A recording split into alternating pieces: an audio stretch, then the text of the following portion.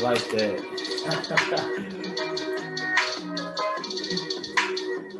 Woo! What's good, everybody? Welcome to the Pull-Up Show. My name is BJ Matthews, a.k.a. B Jizzle.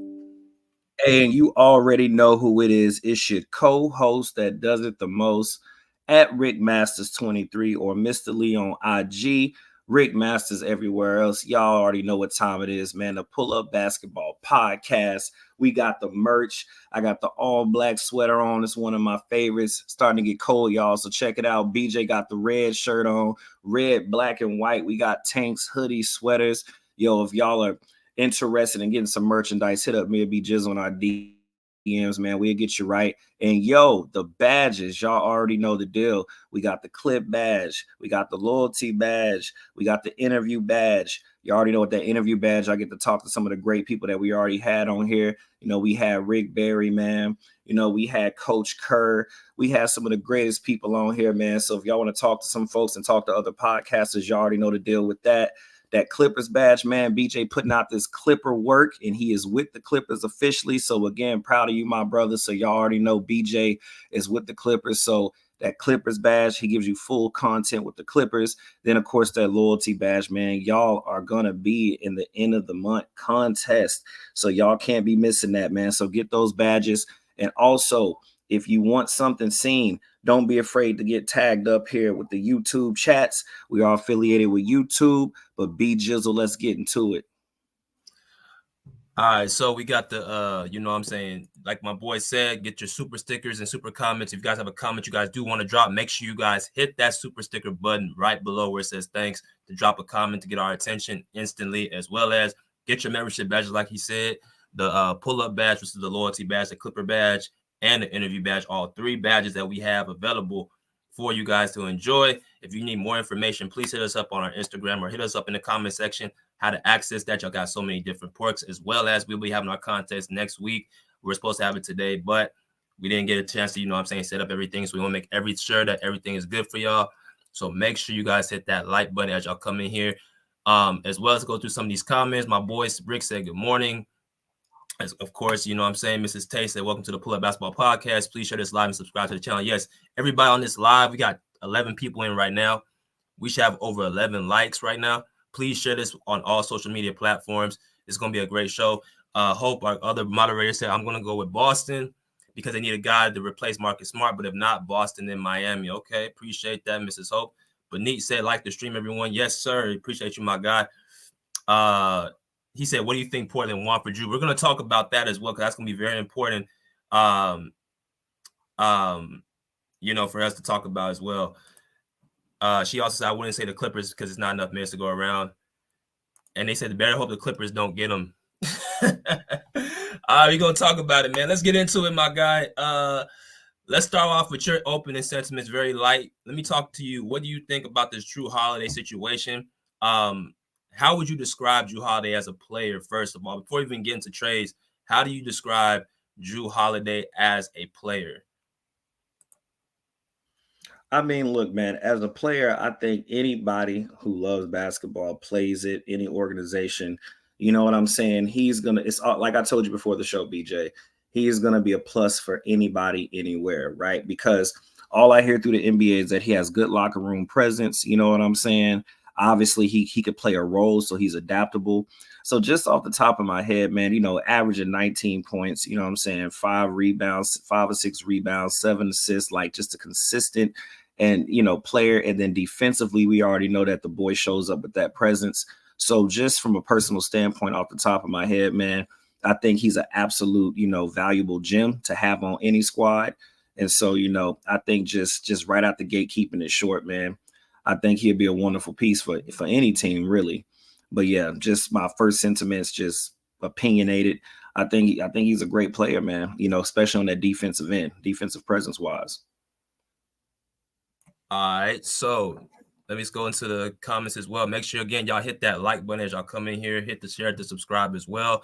We're talking about Jrue Holiday, possibly going to a. Well, he's not possibly. He will be traded from the Portland Trail Blazers sometime within the next couple of days, from what I'm hearing, because training camp starts tomorrow. So he needs to start getting, you know what I'm saying, instead of custom. You got people already saying he's already got signed, but they just waiting to announce it. So we're going to talk about it right now and see what actually happens. Now, as I put right here, there are 6 teams right here that are on the front running to get Jrue Holiday.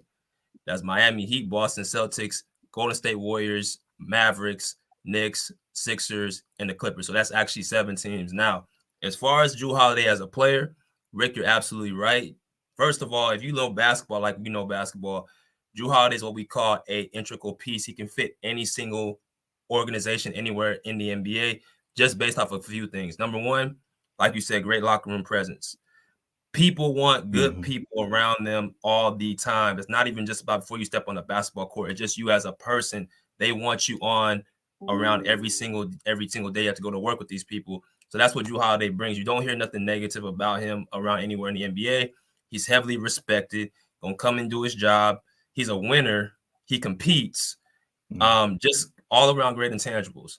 On the court, what does he bring? Well, of course, he's known for what his defensive, you know what I'm saying, repertoire. He guards the best opposing perimeter player on the opposing team, whether that be Jimmy Butler, whether that be Paul George, whether that be Devin Booker. We've seen him cover all great players on the offensive end in integral, important moments. Damian Lillard as well. He guards the best players. So with that, he brings the defensive end, but what people don't also acknowledge that he's also as equally or a little bit lower of a good offensive player. People say he doesn't really like to score. The man averaged 19 points last year in Milwaukee. So he's really a two-way guard. So you're getting elite defense and very, very good offense. You put him on any system, he's going to be able to be interchangeable. He can guard players from up to 1 to the 3 position. He's 6'4" without the shoes on. Very strong, very smart. Gets into the gaps. He's very crafty as well. He also averaged 7 assists. I believe what year? I think with the Pelicans, Rick. I think a few years ago. You said he averaged 7 assists.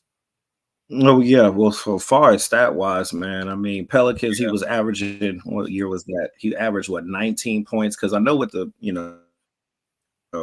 Bucks, he has 19 pretty much all the way around. But one of those years with the Pelicans right here, it is showing me. Let me get out of this real quick. Yeah, it's showing me that my man was basically cooking like he did the Bucks on the year of, and let's go over here.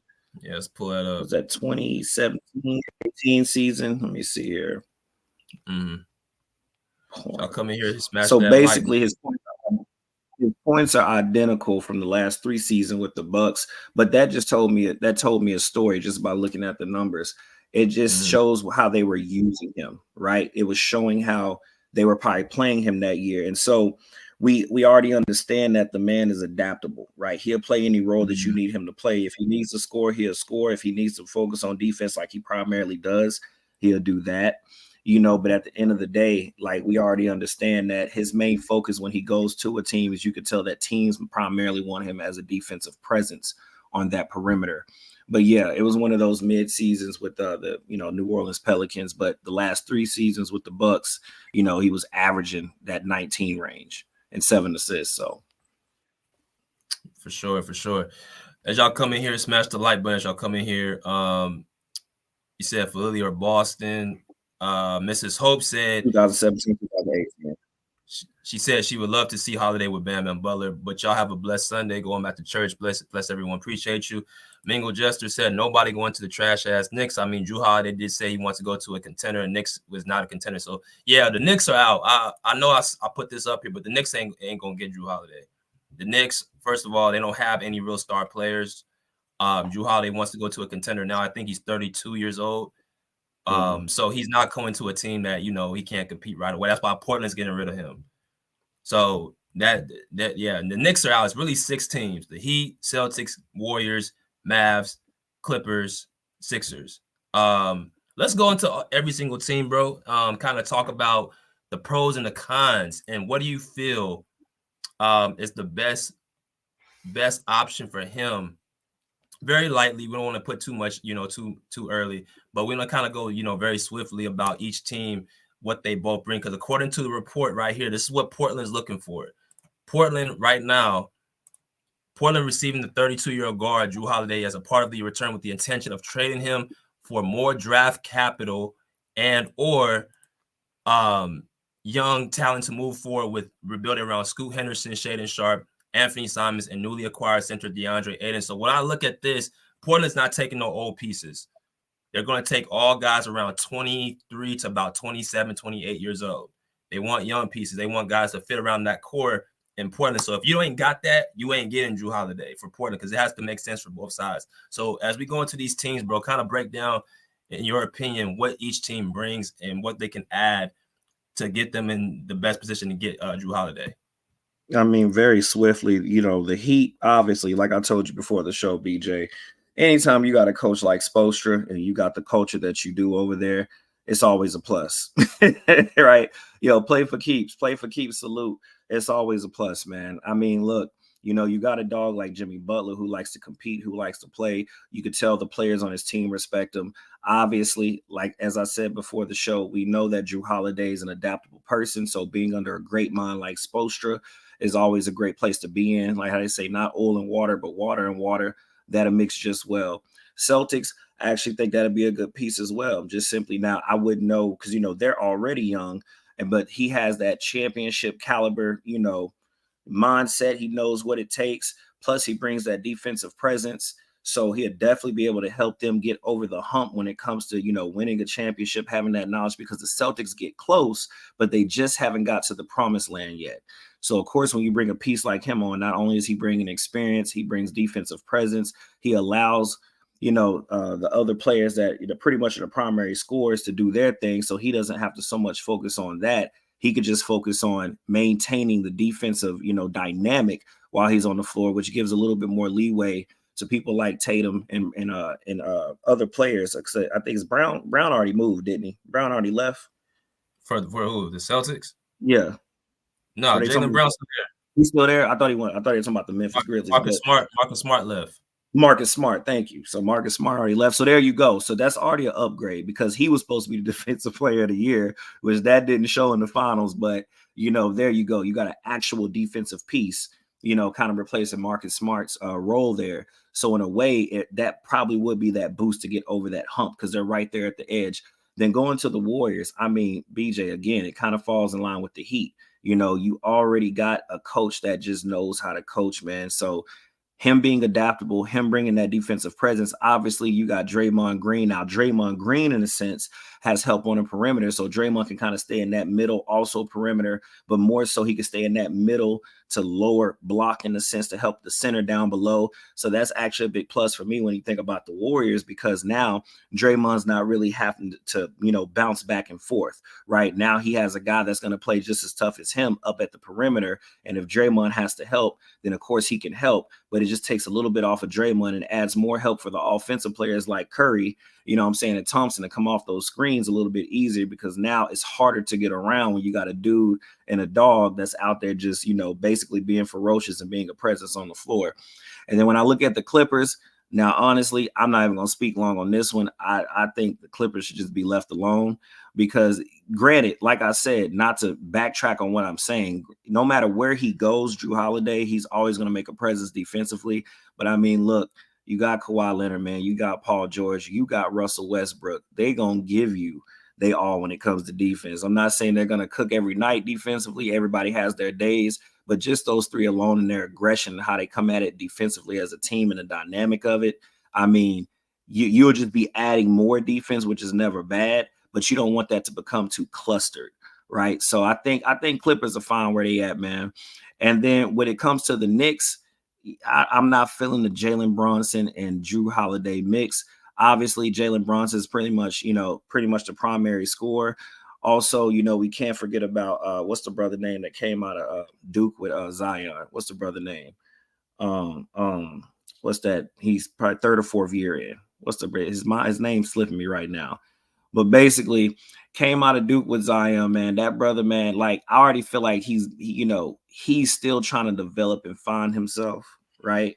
So when you bring in a person like Jrue Holiday, I know Jrue Holiday would, be able to guide him and help him out and everything. But I just think that kind of takes away, from the brother, and I think he needs time to actually keep playing and keep growing. But again, bringing a Jrue Holiday to the Knicks is going to help you defensively. But I just feel like, we just need the young kid to really keep growing and keep developing. And I think that'll kind of take away from it, because now Jrue Holiday has the ball in his hands and Brunson's automatically going to have the ball in his hands.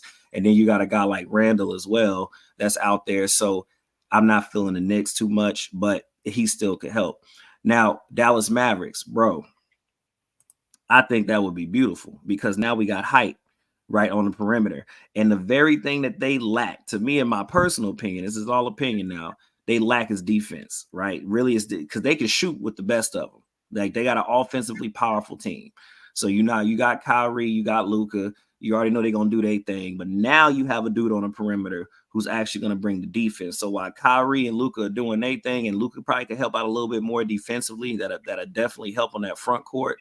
But even still, just him being there alone, now he doesn't have to worry about scoring, but primarily just focus on slowing and pacing the other team. And then Luka and Kyrie can go off offensively. And you already know, man, it's just like, I just feel like that'd be a good fit. And then what was the last team? It was another team. You know what? It's been confirmed. The Celtics got him. There we go. So then we could just stick to the Celtics then. So yeah, when it comes to the Celtics, man, like I was just touching on, I think he has the, playoff pedigree. He has the championship pedigree. He knows how to get there. And the Celtics are right there. You see what I'm saying? They've been going to the Eastern Conference Finals. So when you finally got somebody that knows how to get there and know how to finish the job, I think that's going to help them tremendously, far as the mentality, far as the, defensive presence. So it allows Tatum and Brown to do their thing. And it just, yeah, that's why I said Celtics would be a good fit. So I'm glad that happened for him, man. Yeah, I think because they just confirmed it, and they traded Robert Williams. Wow, they traded Robert Williams. Oh, that's their big. That's their big. They traded the dude with the dreads. Yeah, the one that be catching all them oops. What who else they trade? You said Robert Williams, and who else? Malcolm Brogdon. Who's the so they kept what's the brother name? They kept the center, right? I know he's older. They kept Kristaps Porzingis and whatchamacallit, Al Horford. Horford. So yeah, they should be all right. Because I was like, I hope they didn't trade Horford. Please don't trade Horford. you gonna need Horford. So yeah, that's a nice little setup. So maybe BJ, like I was saying, maybe we can see something this season, because obviously the Celtics know how to get there, but they just haven't gotten over the hump. So maybe with that playoff and, like I said, championship pedigree and experience, that's probably the missing piece they need, especially that defensive presence. I'm calling it right now. That's a big. The East is gonna be wild, man. You got the Bucks, you got the Celtics, you got the Heat, you got a bunch of Rough Riders in that Eastern Conference, bro. But let's go ahead, since it's already been confirmed, let's go ahead and bring people in right now and let them kind of talk about it. So Jrue Holiday has been confirmed, traded to the Boston Celtics.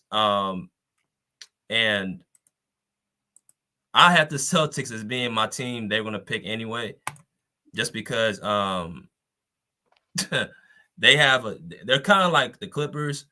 They have a lot of different pieces they can move, but they also just are, you know what I'm saying, like, how can I put it? They're very deep. So I knew they had the assets to, you know what I'm saying, make that trade.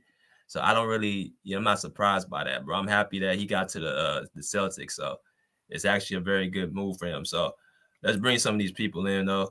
Let's go with Hearn, then we're going to go with BZ, and then we're going to go with Bruce. So what up, Hearn? What's good, bro? What it do, BJ, man? Salute to you, man. Salute to my brother Broderick, man. Salute to you. Salute. Hey, and salute to the rest of the panel. Felt it from the beginning, because I was talking to Showtime about this. I was saying the Clippers needed to be the more aggressive team to try to get Jrue, but I felt like he was initially going to Boston. Now, like after a few days passed, I thought Golden State would try to pull the trigger because Golden State had that type. They needed that type of player on their roster, so I thought Golden State would go be the sleeper. They did have the best to offer to Portland from the jump though, so I did feel strongly about Boston from the jump. So good trade for Boston. You trade away a guy that's been injury prone, a lot of Robert Williams and Malcolm Brogdon as well, and all you basically giving up is 2 first-round picks. Good move for Boston. They need that type of guy. You replace Marcus Smart. Jrue Holiday is a total upgrade for Marcus Smart. So I think Boston did great with that one. Now you got 2 guys that could really 2 of the best defenders in the league, and Derek White and Jrue Holiday. They could lock up some guys. So your defense improved. The defense gonna be on a whole nother level than what it was last year. Boston. I thought the Clippers should have been. I thought the Clippers were gonna be ultimately real aggressive to get them, but unfortunately, Boston offered a better package. Robert Williams, he'll shore up the size that Portland needed, and it's a better fit for their roster in the future because they do got the guards, Matt Brogdon. They probably gonna most likely get rid of Brogdon. 2 first-round picks. So Portland is actually doing good with these trades. I'm very impressed with what Portland been doing this last week for us with their trades. So it's a win for Portland, win for Boston. Both teams come out great in this trade. For sure, man. Appreciate that, Herm. Let's go to my man Breezy, big fan, Breezy, Nets fan. I know, I know it's gonna be tough out there in the East for you now, bro. So what's good with you, man? What you got to say about Jrue Holiday being traded? First off, shout out to the pull up. You know what I mean? I just came off my podcast, KVN Run the City podcast, and I honestly just jumping in just to chill with y'all just in the chat. And you know, I seen the news as soon as I got here, and my net fan soul got all exuberated. You know what I'm saying? With the Boston Celtics having such a small front court, I smell muffins when it come down to the Boston Celtics not having a strong front court, knowing that now teams can attack Tatum and Brown, especially Tatum, because he will be the one that's helping with the rebounding. I mean, he's their best offensive player. Hey, you got offenses like the Brooklyn Nets that now could attack Tatum on the defensive side of the ball. I feel like croissants. It's going to be sweet. I smell a bakery. I mean, I don't think they could guard in the paint no more. Robert Williams was anchoring their defense in the post. Marcus Smart was anchoring their defense on the perimeter. Now, respectfully, they got Jrue Holiday, so I'll fall back and I won't pretend that they don't have good perimeter defense because of Jrue Holiday. I respect that. But them not having Robert Williams and Porzingis is hurt, and I don't expect him to make that 65 mark. You know what I'm talking about? That 65 game mark. I don't think he'd do that. That's me, my opinion. And also, I feel like if he's not gonna make that 65 game mark, and Al Horford he's old in NBA years. I don't know how else to say it. You know what I'm saying? And I don't think he's going to play 65 games. You feel what I'm saying? So, you know, with both of them not playing 65 games, with Horford and Porzingis and Robert Williams, oh, yeah, pastries. I think the Brooklyn Nets are going to have the advantage because we are a rival in the division. You delusional on that, though. 4 times. I think we win at least 2-3 of those games versus Boston, man. They're not a threat. I think they just took themselves off of the radar of being the best team in the East by trading the defensive anchor in the post. That's how I feel. Okay, let's go to the next one. As y'all come in here, smash that like button. That's big fan Breezy of the Brooklyn Nets. You know what I'm saying? Let's go to my man Bruce Morrow. What's good, brother? How you doing? I know you. Good morning, guys. I hope you guys are having a great Sunday. Rick, I know you're not having a good Sunday. I told you. Sunday, great. I told you that your Bucks gonna be a playing team. I mean, hey, we'll see. We'll see. Okay, now the Celtics. If I'm the Celtics, I agree with Breezy. Like the Nets could be an issue for the Celtics. But if I'm the Celtics, I go after Dwight Howard. And I put Dwight Howard with Porzingis and Alfred, and you can guarantee, I mean, finals, I think.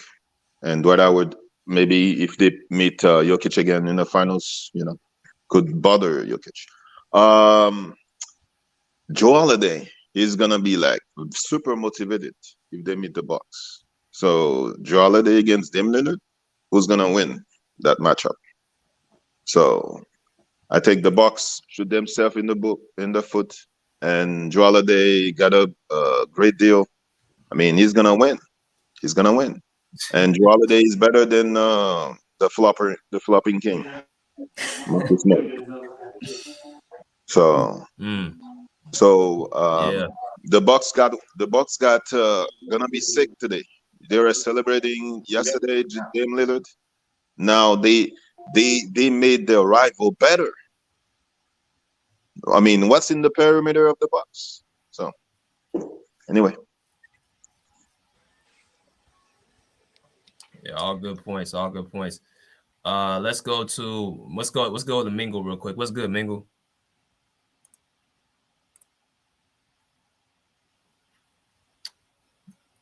Yo, Mingle.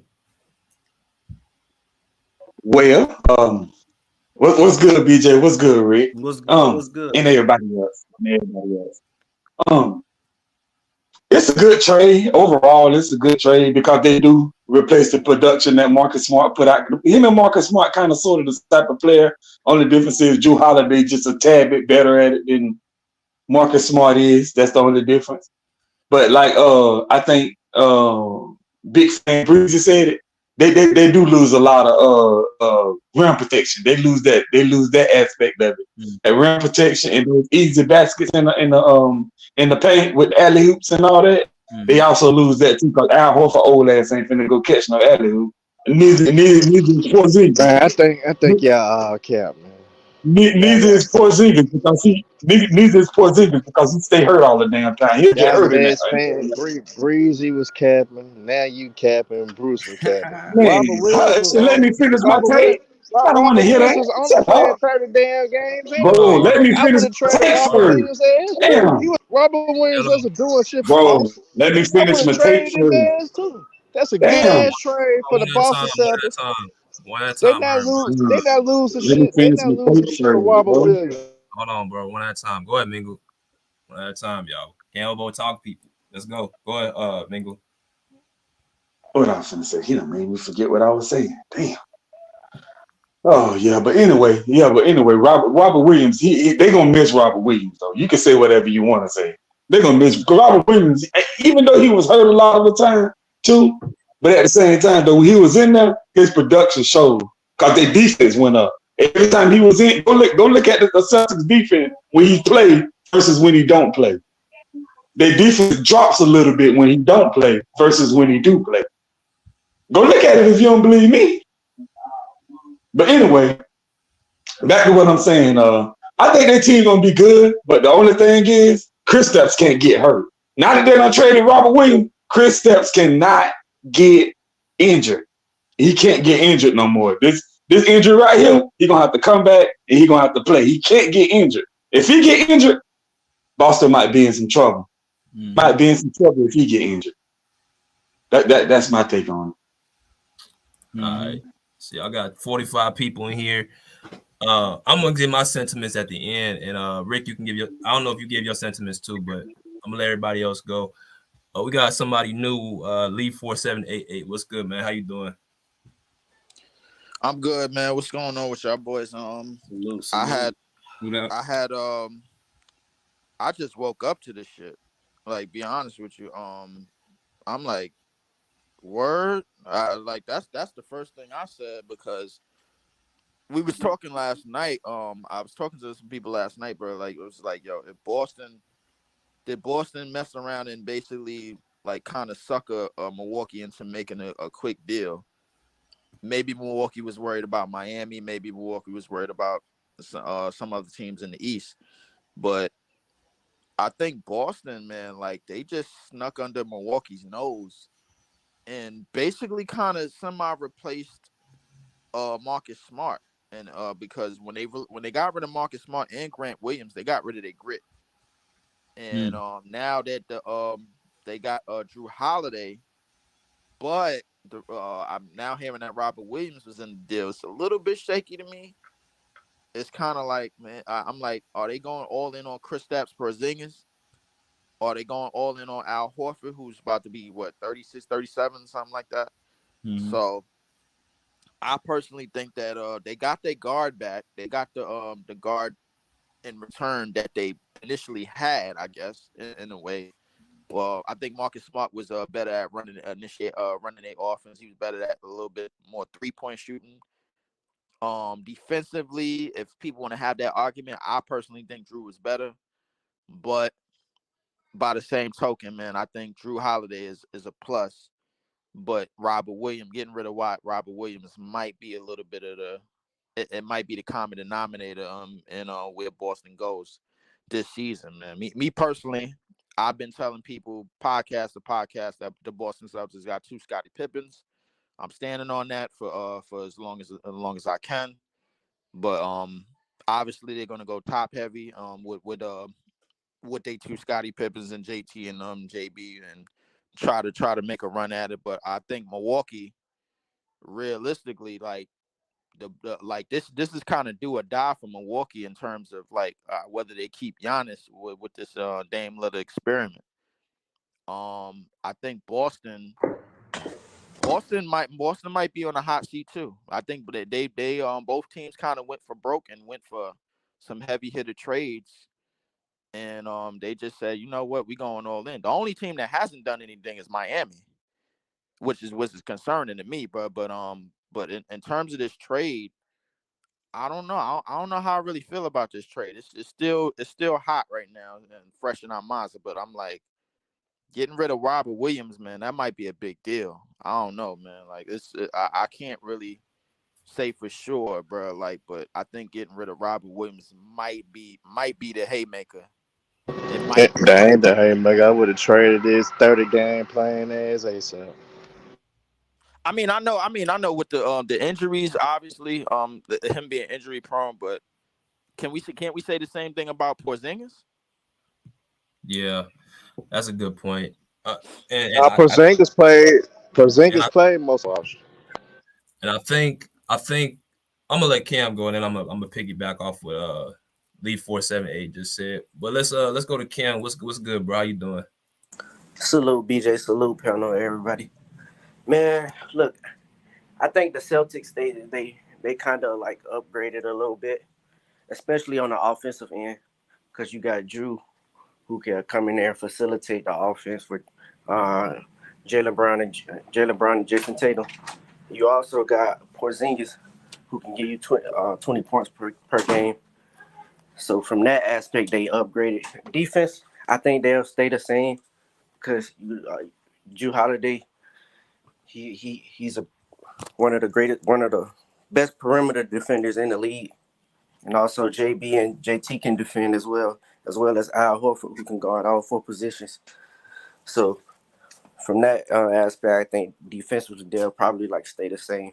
And Jrue Holiday, he's an upgrade from Marcus Smart. Now I don't really like that they got rid of Brogdon. I thought Brogdon really was big for them coming in that 6-man role. So like their bench probably be a little iffy. I know they got Derek White and Payne Pritchard, but after that, who really coming off the bench like that? I think they were deeper last year, but I still think that they upgraded because Jrue Holiday and Porzingis give you that scoring punch, and Jason Tatum don't have, when he have his off games, and I think they'll be able to replace that. Yeah, that's all I have. All right. Good sentiments. What the hell was that? Good sentiments from everybody. Like I said, I love y'all coming on the panel. Good basketball minds. Make sure y'all hit the like button. Everybody that's coming in here, hit that Cash App, $BJ Matthews. Subscribe and share the Pull Up Basketball podcast as well. We're back in full effect this upcoming season with all the content. Let's go to my man Ken, Phoenix Suns fan, Kevin Durant fan. What's up, bro? How you doing, dog? What's up, BJ? What you got? What you got? Yeah, I like this move from Boston, but I think like they stayed the same. I think they got better, but they also lost something in Rob Williams. I think Rob Williams was like the anchor, rim protector, and like he also gained them some depth. Even though he didn't play, he was injury prone and didn't play a lot of games for them. She still had that depth on the bench, and like now you lose that depth, and who do you go to on the bench to if Porzingis or Al Horford or something happens to them? So I think they just lost some depth. And then Brogdon, I think you get an upgrade in Jrue Holiday with Brogdon because Holiday's a better playmaker and a better defender, and he's more healthy. So we'll see. That's what I got on it. All right. So let me go to what my thoughts are. So of course this broke as we were talking, as Rick was talking about, all the teams.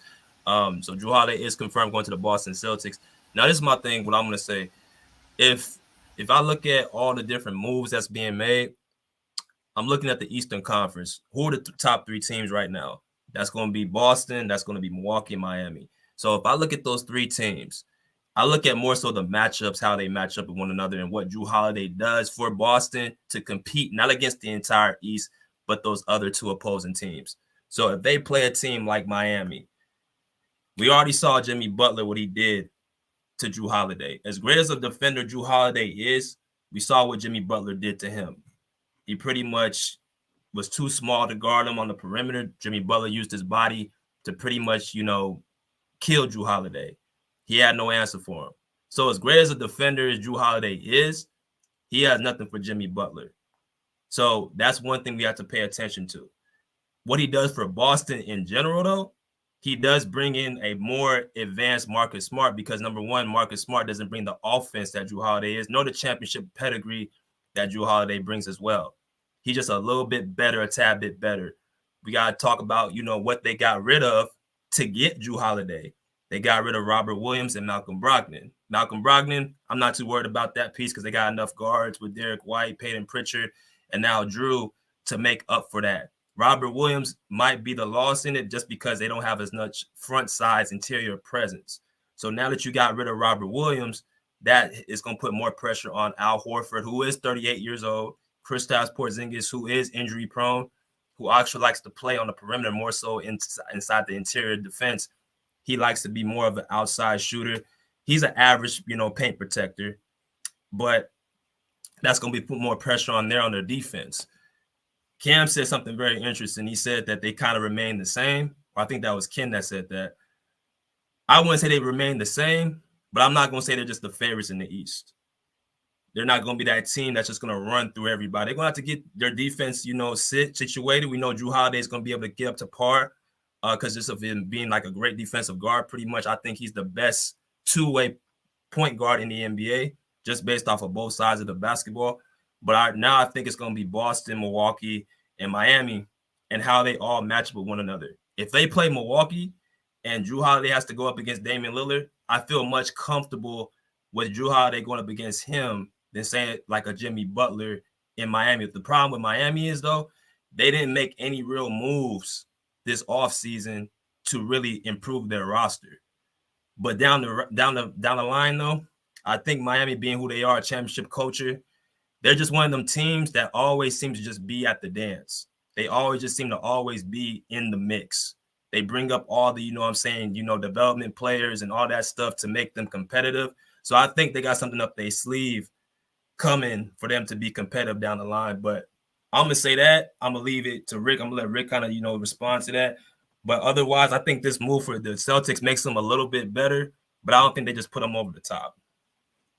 I mean, just to kind of piggyback off your sentiments, man. I mean, at the end of the day, I mean, when you think about, I like how you broke that down. So like the top three teams right now, and just is just speculation and just kind of, opinionated heavily, yeah, we saw what Jimmy did against, the Bucks and Jrue Holiday. So like you said, when you're facing them and you're thinking long term, it's like, yeah, you would be more, worried about a team like that. But then, Bam actually, started to show himself a little bit, far as, which they really didn't have a choice because it's not like you had a backup. But it's like, if he starts going off, then also it's like, then, you got a Greek Freak down there with him. And then, of course, you got just Jimmy and Jrue. So it's one of those things where you're back at square one in a sense, but now you're on the Celtics. And so Robert Williams leaving, I'm sorry, it's almost like, you're just hoping that Horford, could just hang in there. Cause like, I think it was Breezy or Ken? It was one of them that said it that, 38 in NBA years, unless you LeBron James pretty much, that's pretty old. You know what I'm saying? And you just gotta hope that engine still could run when it comes down to those late season post games. But I mean, for the most part, I definitely won't knock it. It's like you said, BJ, I think you said it perfect. And just not to lag on it too long. It's like, it's definitely an upgrade, but it's like, you will kind of miss the presence there, because when you start getting deep into those playoffs and people start getting hurt, tired, exhausted, it's like, will they be able to push through? And that's one of the biggest concerns, but definitely an upgrade when you're talking about a Marcus Smart for a Jrue Holiday. So that's, just kind of, siding with you on that. I have a question, also, guys. Sorry. Go ahead, Bruce. I was going to ask, should the Celtics go after DeMarcus Cousins or Dwight Howard? As far as I'm concerned, either where they go up to, I think it's gonna be an upgrade. So I think, in my opinion, I would take Dwight Howard if he's in shape, because he's just gonna be there for defense. So I would pick Dwight. But let me go to Kobe Jordan real quick and let him kind of give his sentiments. What's up, bro? Yo, what's good? Can you hear me?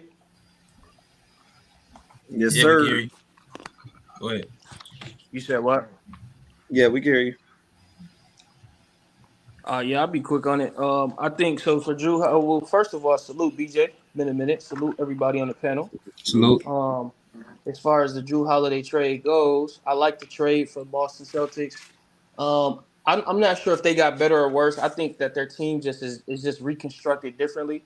When I look at how they play, and just how effective they are on offense and defense, I think their defense took a hit in the as far as the paint defense, and then I think that their tempo was one of the worst tempo teams in the league as far as pace. So Jrue Holiday, I think he helps them because he's a true point guard.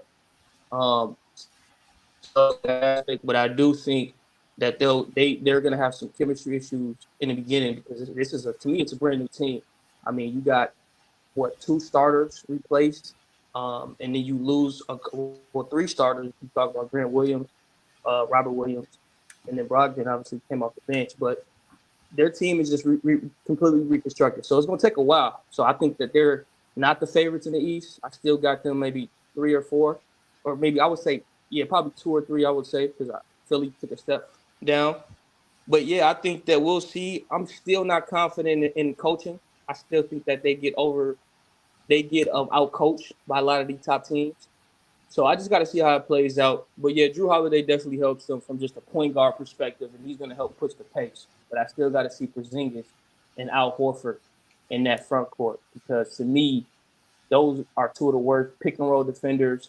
And, one's super old, the other one is super injury-prone. So I'm just not liking their front court at all from a pastries. defensive and I think one thing we gotta remain something also too. What Kobe just said, they got better perimeter wise, but they went down interior wise. So now when they play, like I told y'all before, the teams that they're gonna have to you got to measure them against, not the entire Eastern Conference, but the Milwaukee Bucks and the Miami Heat. Those are the 2 teams they have problems with. All these people in the chat saying Miami's done. I'm not talking about that.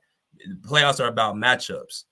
Every time Boston goes up against Miami, they have problems with that team, no matter how much talent they have. Boston's always had more talent than Miami, but they still only won 1 out of 3 matchups in the playoffs against Miami. So that tells you they have a matchup problem with them.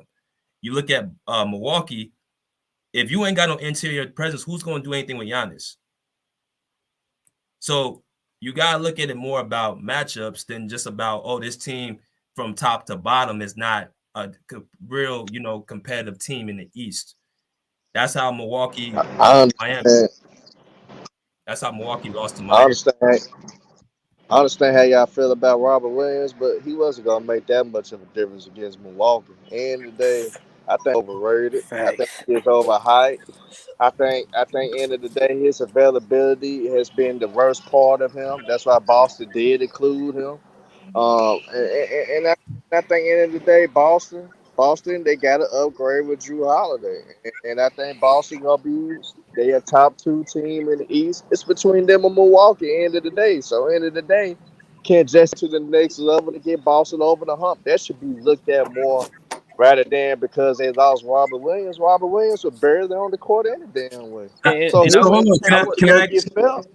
hold so on, His can I I want to impact ask you a add wasn't this. gonna question? get felt regardless. Let me Can let I me So I ask add you? this mean, to I would Herm's not point. rely Bro, on I Robert still think Williams for them to get over the hump. I still think Miami could beat both of those teams. Brooklyn Nets, Brooklyn, your What? I Nets don't gonna know be a Let about me ask that you a now. question though. play-in team. Your Nets gonna be a So, play-in No, team. they So not. y'all No, they don't have not, a chance Herm. to beat hold No, on. they Let me Boston. not, ask you a Herm. Y'all question. don't I have no hear you. damn chance to The beat Memphis Boston. Grizzlies Hold on. gonna be a Hey, playing cut team, that nigga. out. The Nah, Hold no, Memphis on. we Grizzlies won't. gonna be So a We'll be a playing top. team, We'll be a nigga. top four Hold on, team, one and at a we'll time. The I can't we'll hear Chicago you, lose. dog. Bulls Hey, gonna hey, be a hey, Hold on, playing hey, one at a hey, team, time, nigga. Ken, please. we'll lose in the first round, Ken. But we ain't gonna be delusional like y'all motherfuckers think We y'all gonna gonna be a beat top Boston. 5 Y'all, seed, nigga. Shit, Brooklyn I y'all that's would not gonna have be gonna a bet be a. on top 5 Memphis. seed. So Hold y'all on. gonna be a top five seed. How much you want to bet on that? I call your bluff right now. I bet you 1,000 right now that y'all not a top five seed. Oh, I Man, bet you that's 1,000. easy money. That's All right, easy see, money, come man. on, boy. That's BJ, easy money, bro. Top 5 seed, that's So easy. you want to I take that wanna, bet? Now I I wanna. bet you her. I bet you make the playoffs. You don't Okay, want so to Man, take take this that. all shut up, hypothetical. shut You So up, don't want back. to shut take up, So that. I want to Yeah, get I'm shut up, back calling to your this bluff, real, nigga. shut up, real I quick bet though. you shut make the If we up. look at playoffs. But that's if we kind of is like that's kind of is questions with Miami though because we if know we look at the they if we struggled. look Whatever at unpopular opinion, bro. if we look at the Boston Celtics, even though I know we said Robert Williams didn't play a lot, which he does miss a lot of games, but ultimately in that 2022 playoff push, in that especially defensively, he was a big reason that teams were struggling scoring against him in the paint because he did perform well in those in that playoff run, especially in the finals when even Golden State said it that it was tough for them to get to the paint because of him. So it was just for me. I know he doesn't play a lot, which I think they did need to move him, but they got to replace him. Which will they do that? That's the question we got to find out. But ultimately, my two biggest issues, like I said, with this Boston team is the chemistry issues that they're gonna have to figure this out. I don't expect them to be in the finals this year, but Mm. also I still think that coach. I don't trust him. I'm not confident in how he play calls because I've seen him game after game. Even though they had a great record, that was just based off of the coaching they had the previous year. Before that, that team has been together for multiple years. But if Mm-hmm. you look Yeah. at this new team and Joe Mazzulla, I continuously see him get out coached Mm-hmm. by several teams. Miami Heat will run Mm-hmm. circles around him with a lesser team. Even the 76ers, they were playing them well up until that last, I think those last two games.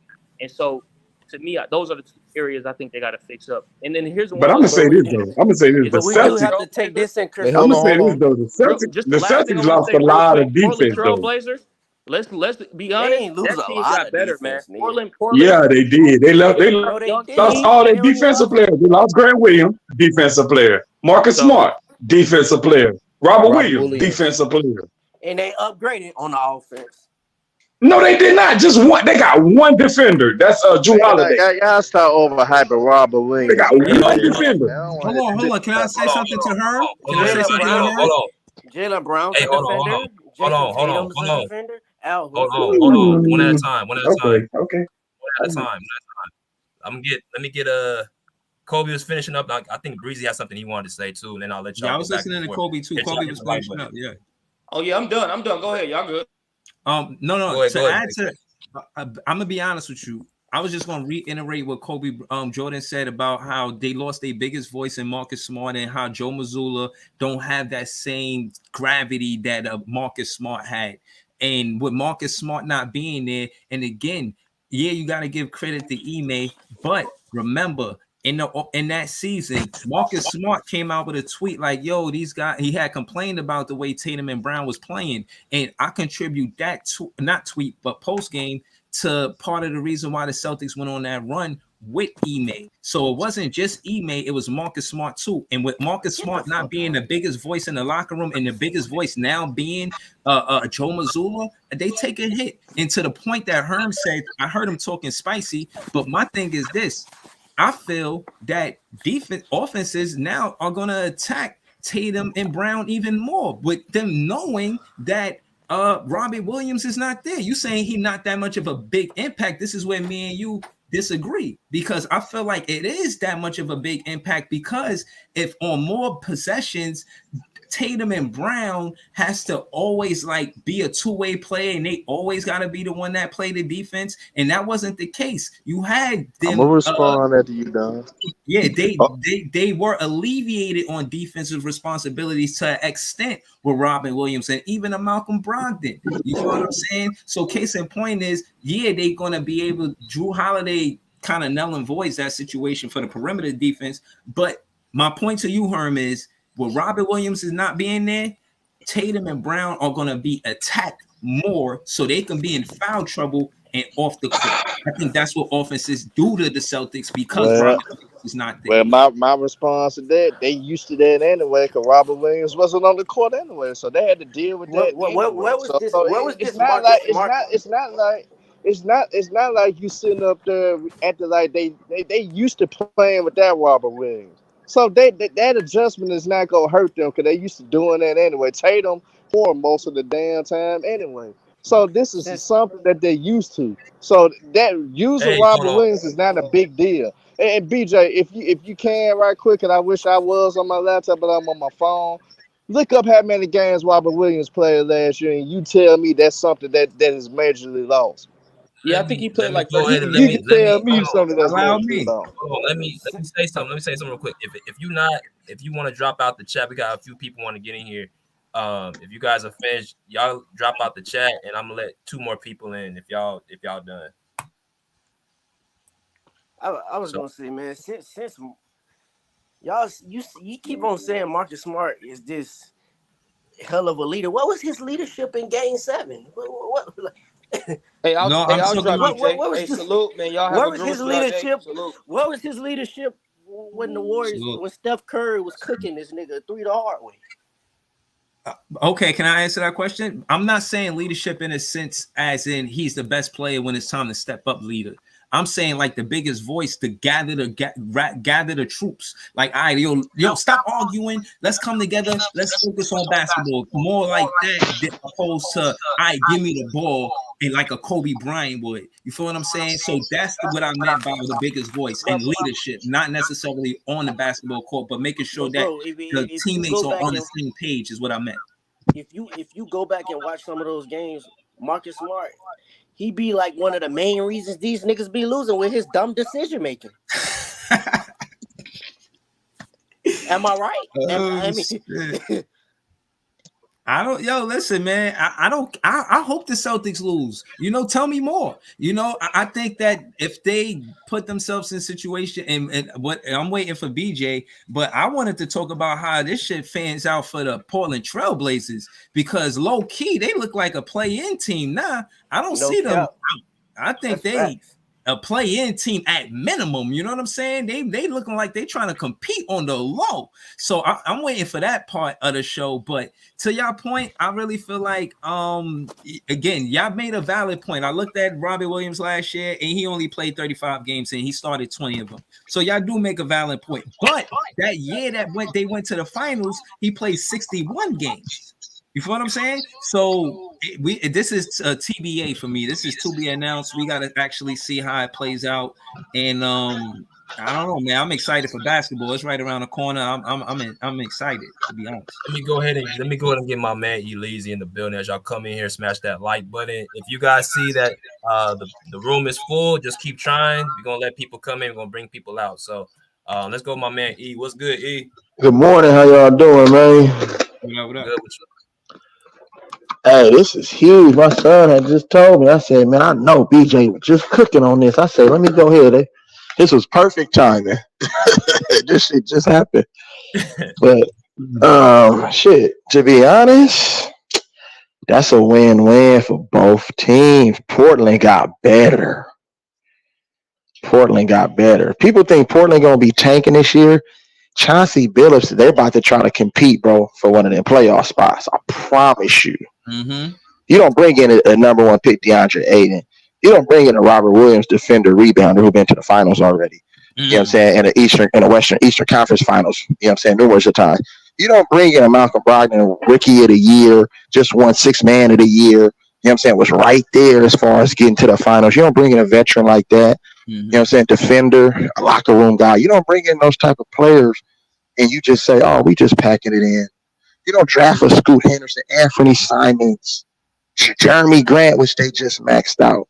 You know what I'm saying? Come on, bro. They got a nice squad over there. And I know damn right. Damn. Like, you know what I'm saying? They got people there, all because of me. So the West too. Really just that's a slap in Dame face. Like you got better. Dame ain't really had all of this shit right here. Nigga, CJ McCollum or Marcus Aldridge, that's it. That's it. Like nigga, you don't really had no talent like that, bro. So now they got hella talent. So I think Portland gonna compete. Then on the Boston end, nigga, you get Jrue Holiday. Do people don't really understand, nigga, the impact Jrue Holiday has on a roster, bro. Like, and early on in his career, he battled a lot of knee injuries. He battled a lot of injuries. His wife was sick. He went through some adversity, bro. But Jrue Holiday is one of the main reasons why motherfucking Milwaukee won the chip, my nigga. Like, defending the best player on the other team while still giving you 20 and 10 assists with 3 steals, nigga, and like 5-6 rebounds. That's nigga impact, bro. Like, you know what I'm saying? Guarding the best player on the other team. So now, what I seen with what Boston did, they said, okay, if we can get a Jrue Holiday better than Malcolm Brogdon, he's bigger. You know what I'm saying? He's more established, I would say, because Malcolm Brogdon battled injuries, you know what I'm saying, in the last couple of years of his career too. They say, okay, we can get a Jrue Holiday, right? Then they say, okay, boom. Robert Williams has been injury prone the last couple of seasons. He's been battling with that knee. And, you know, them big men in that knee, that's never going to get right. So that's always going to be a lingering thing for him. So they like, okay, we got Porzingis in his spot. Porzingis is a pretty good rebounder, you know what I'm saying, at his size. He's not the same defender at the rim as Robert Williams, but the offensive productivity, you know what I'm saying, and bandwidth that Porzingis has, Robert Williams doesn't have that. You really have to account for Porzingis when he's on the court. 7'3", nigga, can pull up, post up. You know what I'm saying? He's going to be a threat. Then you got a Jrue Holiday. I'm like, okay. Jrue Holiday is a threat. That means Jaylen Brown in motherfucking. How you gonna stop Boston? Everybody on the court is now a threat. Grant Williams wasn't a threat. Marcus Smart really wasn't no threat. He wasn't, and he wasn't a traditional point guard. And he was a locker room head case. Like the nigga go on the media and throw his teammates under the bus. Like, you know what I'm saying? They didn't want that in the locker room, bro. They were even though that's their brother, it just didn't work as far as the camaraderie and chemistry. And we seen that in the finals. That nigga was a no-show. Defensive player of the year. Where all that defense at, nigga? You got cooked. Boom. Then you got to look at it like, okay, now Robert Williams wasn't there when he was on the court. Now Al Horford. That means the game is going to be wide open for anybody in that starting five. If you put Al Horford, Porzingis, Jrue Holiday with Tatum and motherfucking Jaylen Brown, pick your poison, nigga. Everybody can shoot threes. Everybody can defend outside of Porzingis, but guess what? It's team defense. They're gonna make Porzingis look like a damn great defender. And we've seen Porzingis protect the rim at times. He can get blocks. He doesn't have the defensive motor like a Robert Williams, but nigga, he can block some shots. You feel me? That's gonna save a couple of possessions. You know what I'm saying? Bruh, Boston, nigga, is loaded. Now, the one question I do have is their bench, the depth. But even with that, though, you don't really have to have a deep-ass bench. You just need to buy a couple of minutes for your star guys. They got enough talent to where they can leave a motherfucker on the floor, Jaylen Brown, with the bench players that come in and sub out your main guys to get them rest. So when they come back in, you ain't really lost nothing. Nigga, what? People talking this Milwaukee shit. Stop it, nigga. You got an older Giannis, older Chris Middleton, older Dame, and all of them have been injury prone their last 3 or 4 seasons. What makes you think they just gonna run the table in the East? Brook Lopez, hella slow. Like, you know what I'm saying? Stop it, nigga. In their bench. Like, where's their bench at? Mm. Man, you got Malik Beasley that came over there, but you know he a locker room head case. I mean, you know what I'm saying? Fucking with niggas mamas and shit. I'm just saying, bro, you got to put all that shit in perspective. Right. Before you said all that, though, he ain't preaching. He's preaching. He actually capping. Preach, Leezy. And the reason why I say that is because you just said that Marcus Smart got cooked by the Miami Heat, and you know you do know they got cooked by that same Miami Heat team too, right? Yeah, that's just one season. It's just one time. He was killing Jrue Holiday. Yeah, he was. Jimmy Butler was killing Jrue Holiday, but guess what? Jrue Holiday didn't have no other guys though, nigga. You got a Tatum, you got Brown, nigga. You got all these other guys now. You good? But do you? Tatum be lacking on defense sometimes. He got to carry the offense. It doesn't matter, bro. It's a new season. You're going off of one season, bro. Like a dog shine, a dog ass shine every once in a while, right? Okay, then that's a done deal. We're gonna see. The game's got to get Miami Heat. What did Miami? All that cooking that Jimmy Butler did. What happened in the finals? Nigga, trash. Nigga, you couldn't cook. You couldn't cook CP. You couldn't cook motherfucker. Hold on. You couldn't cook Bruce Brown and KPC. But Jrue Holiday is a way better player than it. Like better defense. You already know Miami wasn't going to swept the Lakers. You already know Miami wasn't going to beat Denver. Come on, bro. But I'm saying the productivity as far as you said cooking. You just made it an individual thing, not a team thing. Now you're making it a team thing. So you're switching the paradigm up. So what are we talking about? They play as a team. It's been a team thing, but I'm saying, so Jimmy Butler didn't just cook Jrue Holiday. He cooked everybody then, right? He cooked the whole team. No, but reason why I say individual. According to your logic, come on, man. You just strictly said Marcus Smart got cooked. That's all you said. You didn't say nobody else. You just said Marcus. That's why I made it an individual thing. You did. Okay, yeah. Marcus Smart did get cooked. He won a Defensive Player of the Year award. Jrue Holiday ain't won no Defensive Player of the Year award. Yeah, but he still got cooked. They both got cooked by the same team.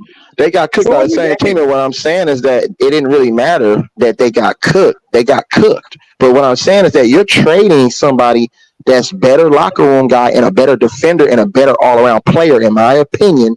You know what I'm saying? And I think that's a win. You know what I'm saying? It's a win for Boston.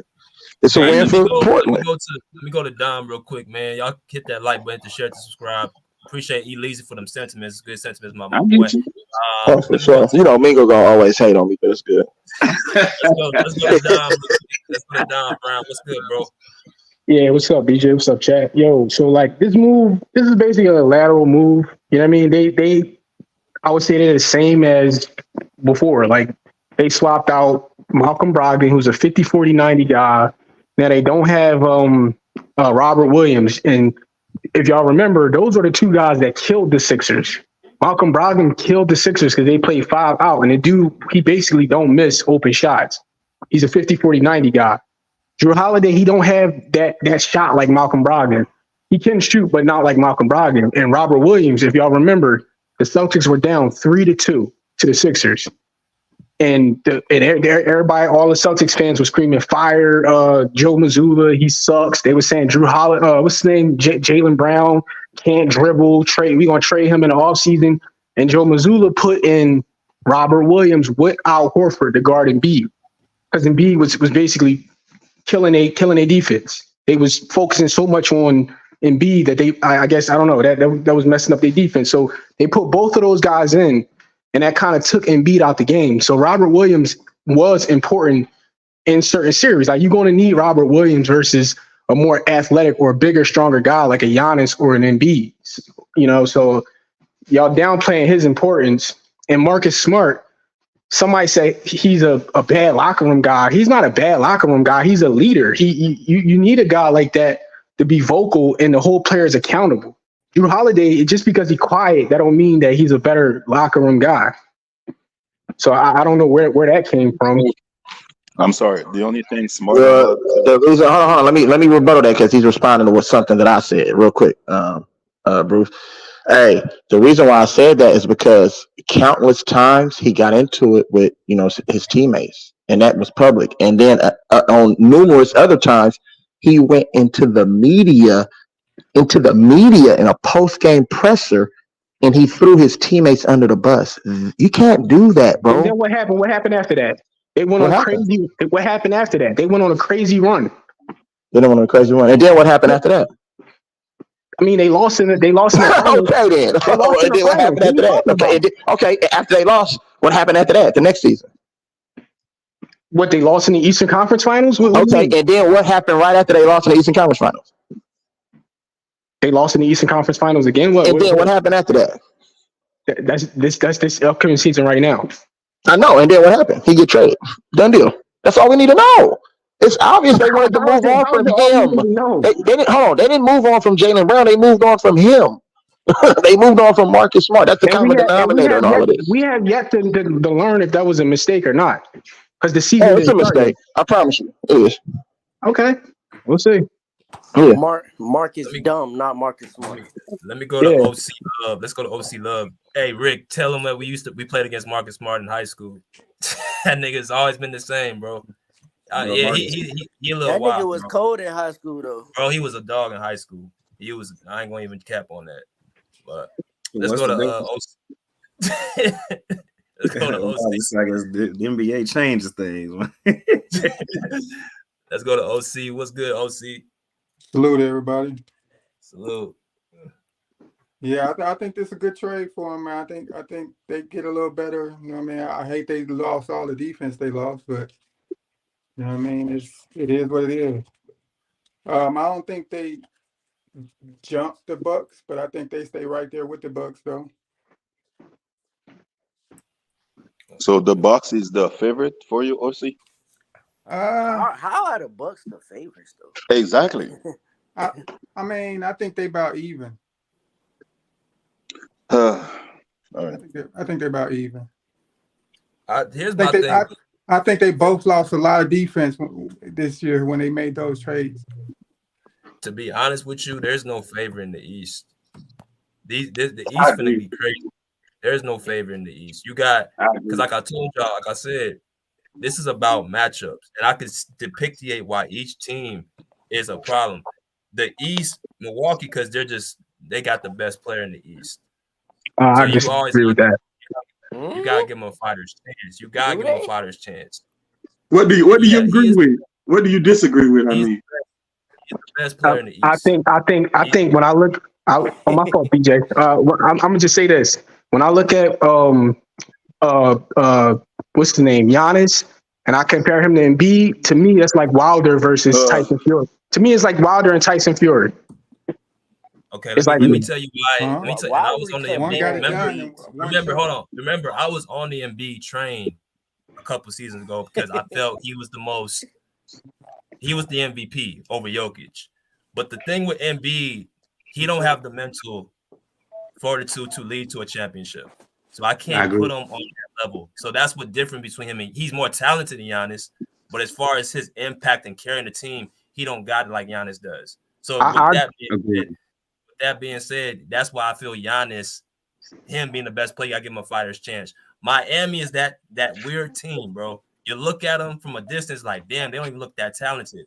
But for whatever reason, Philly, Milwaukee, Boston, they give them all three of those teams problems every single year. And what do we come back and say every single year? They always beat these three teams. But they got so this year, this year, I'm not gonna give it like Boston. They gonna just run through the East because I've seen Boston. They're a dumb team. They have all the talent. Every single year, they have all the talent. They lose to less talented teams because of two reasons. Their two best players ain't that smart, and their coach. The only time they went to the finals was with one Ime Udoka. But the other 3 years, they haven't even got to the finals. All that talent. And their point guard was not smart too. BJ, and also they rely too much on jump shots too.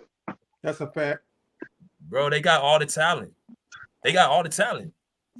But they a dumb team. They shoot themselves in the foot. They do. I think they got better. Their coaching staff got better. They picked up a couple key veteran assistant coaches, which is going to provide a lot of support for Mazzulla when he gets in those high pressure, tense situations. And he has a tendency to let his anxiety kind of like, dictate his decision making. But he didn't have that last year, really. But this year, he has it. So you have to understand that coaching matters. Your assistants, they matter to your success. It's just not about the head guy. It's those other 4 to 5 guys that have different relationships with the players, which the players will listen to another voice. You see what I'm saying? The head guy will come in and say, guys, we got to do this, we got to do that.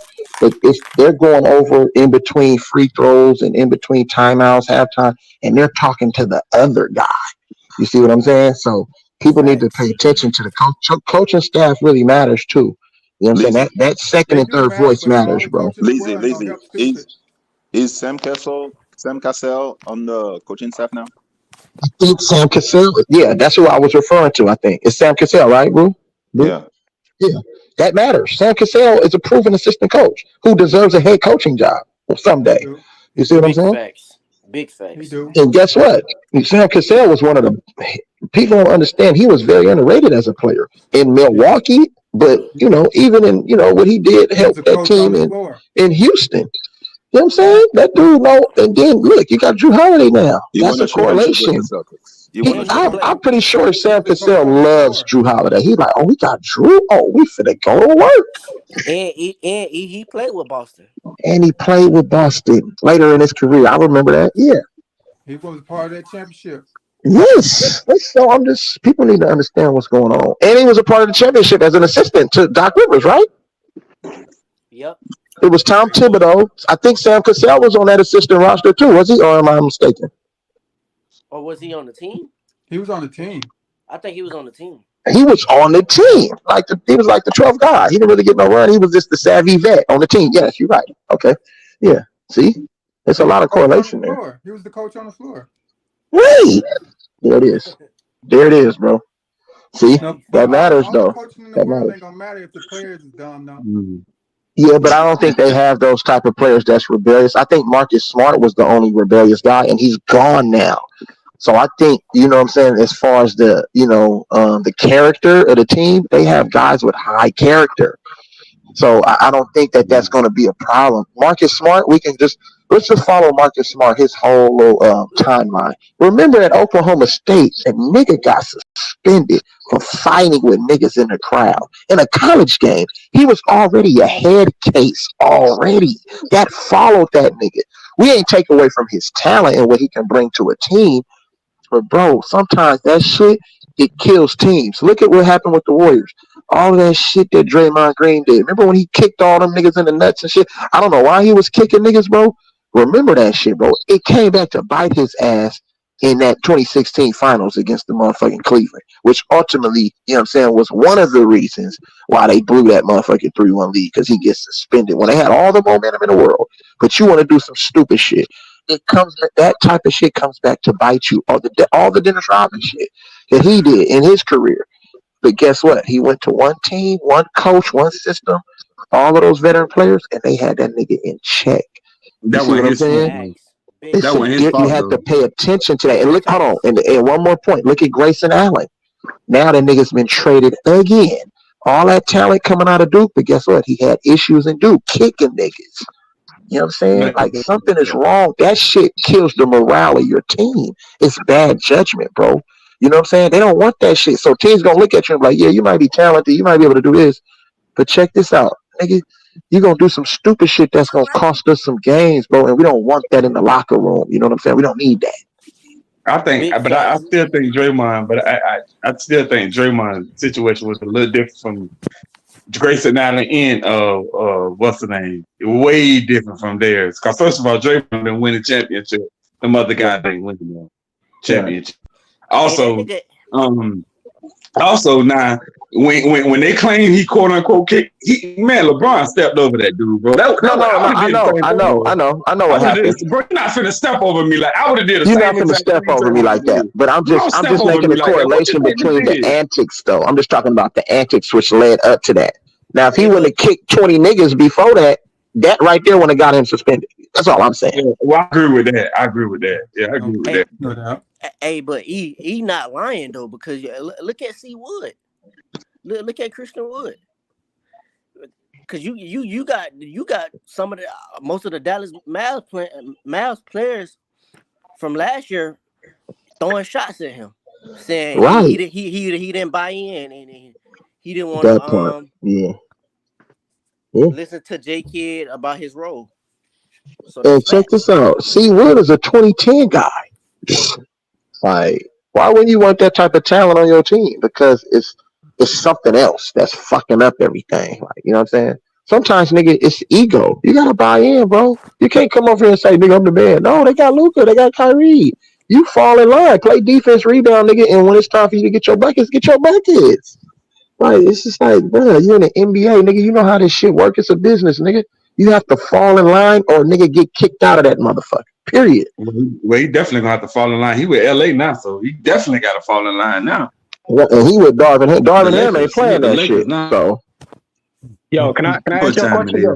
Why y'all think the Clippers organization so adamant on getting James Harden? I just seen another report that they like They don't confirming need that they- James Harden, bro. That's a mistake if they get because James he's from Harden. They LA. don't need That's James all, bro. Harden. This nigga, a lot of these players like to go back home at the end of their careers and play in front of their home crowds, bro. That's all it is. No, but not just James Harden want to go to the Clippers. The Clippers want James Harden. Like they adamant on They getting don't. James Harden.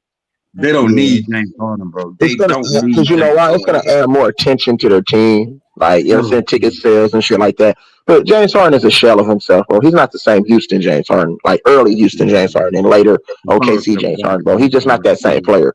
But it's the name, so it's gonna boost everything as far as around the city, the hype and all of that shit. That's the only standpoint that I'm looking at this from. Other than that, nigga, James Harden doesn't do anything for your team, in my opinion. That's just my opinion. I need him. If the Clippers didn't get Jrue Holiday, they don't need to trade for nobody else. They need to keep their team exactly like it is. Exactly. I agree that they needed Jrue Holiday. We good. But being that they didn't get Jrue Holiday, they don't need James Harden. They need to leave James Harden over there in the club, partying, holding up signs. Or It's a distraction. That's what I'm saying. You don't need that. You don't need that. I was gonna say I think Harden to mess up that chemistry, bro. He'll fuck the whole chemistry up. Man, I think Clippers should go after Dwight Howard though. Him and a guy like Kawhi, like. Ooh. But then they still got Miles Plumlee and Zubac. I think they're good as far as size. As far as size matters, I think they're good. And I like Diabate. But that might not be a bad idea though, because that would take a little bit of pressure off of Zubac. You know, they want to pick up so many fouls. They want to pick up so many unnecessary fouls. But check this out. If an organization like the Warriors said, no, we good, Dwight. Thank you for your services. We don't need you. Then that's telling. Like real talk. That tells me something like, oh, wow, okay. Man, Dwight Howard dominating overseas, bro. Dwight Howard averaging 40 and 20 overseas. Yeah, because the White House is playing against a bunch of Mingles. So if you playing against a bunch of Mingles, nigga,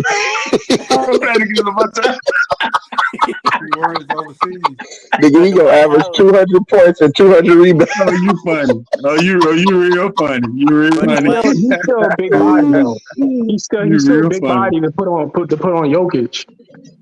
Yeah, they scared of it, man. They see that big black brother cut up nigga looking like motherfucking nigga Incredible Hulk. Them motherfuckers over there scared as fuck of that boy.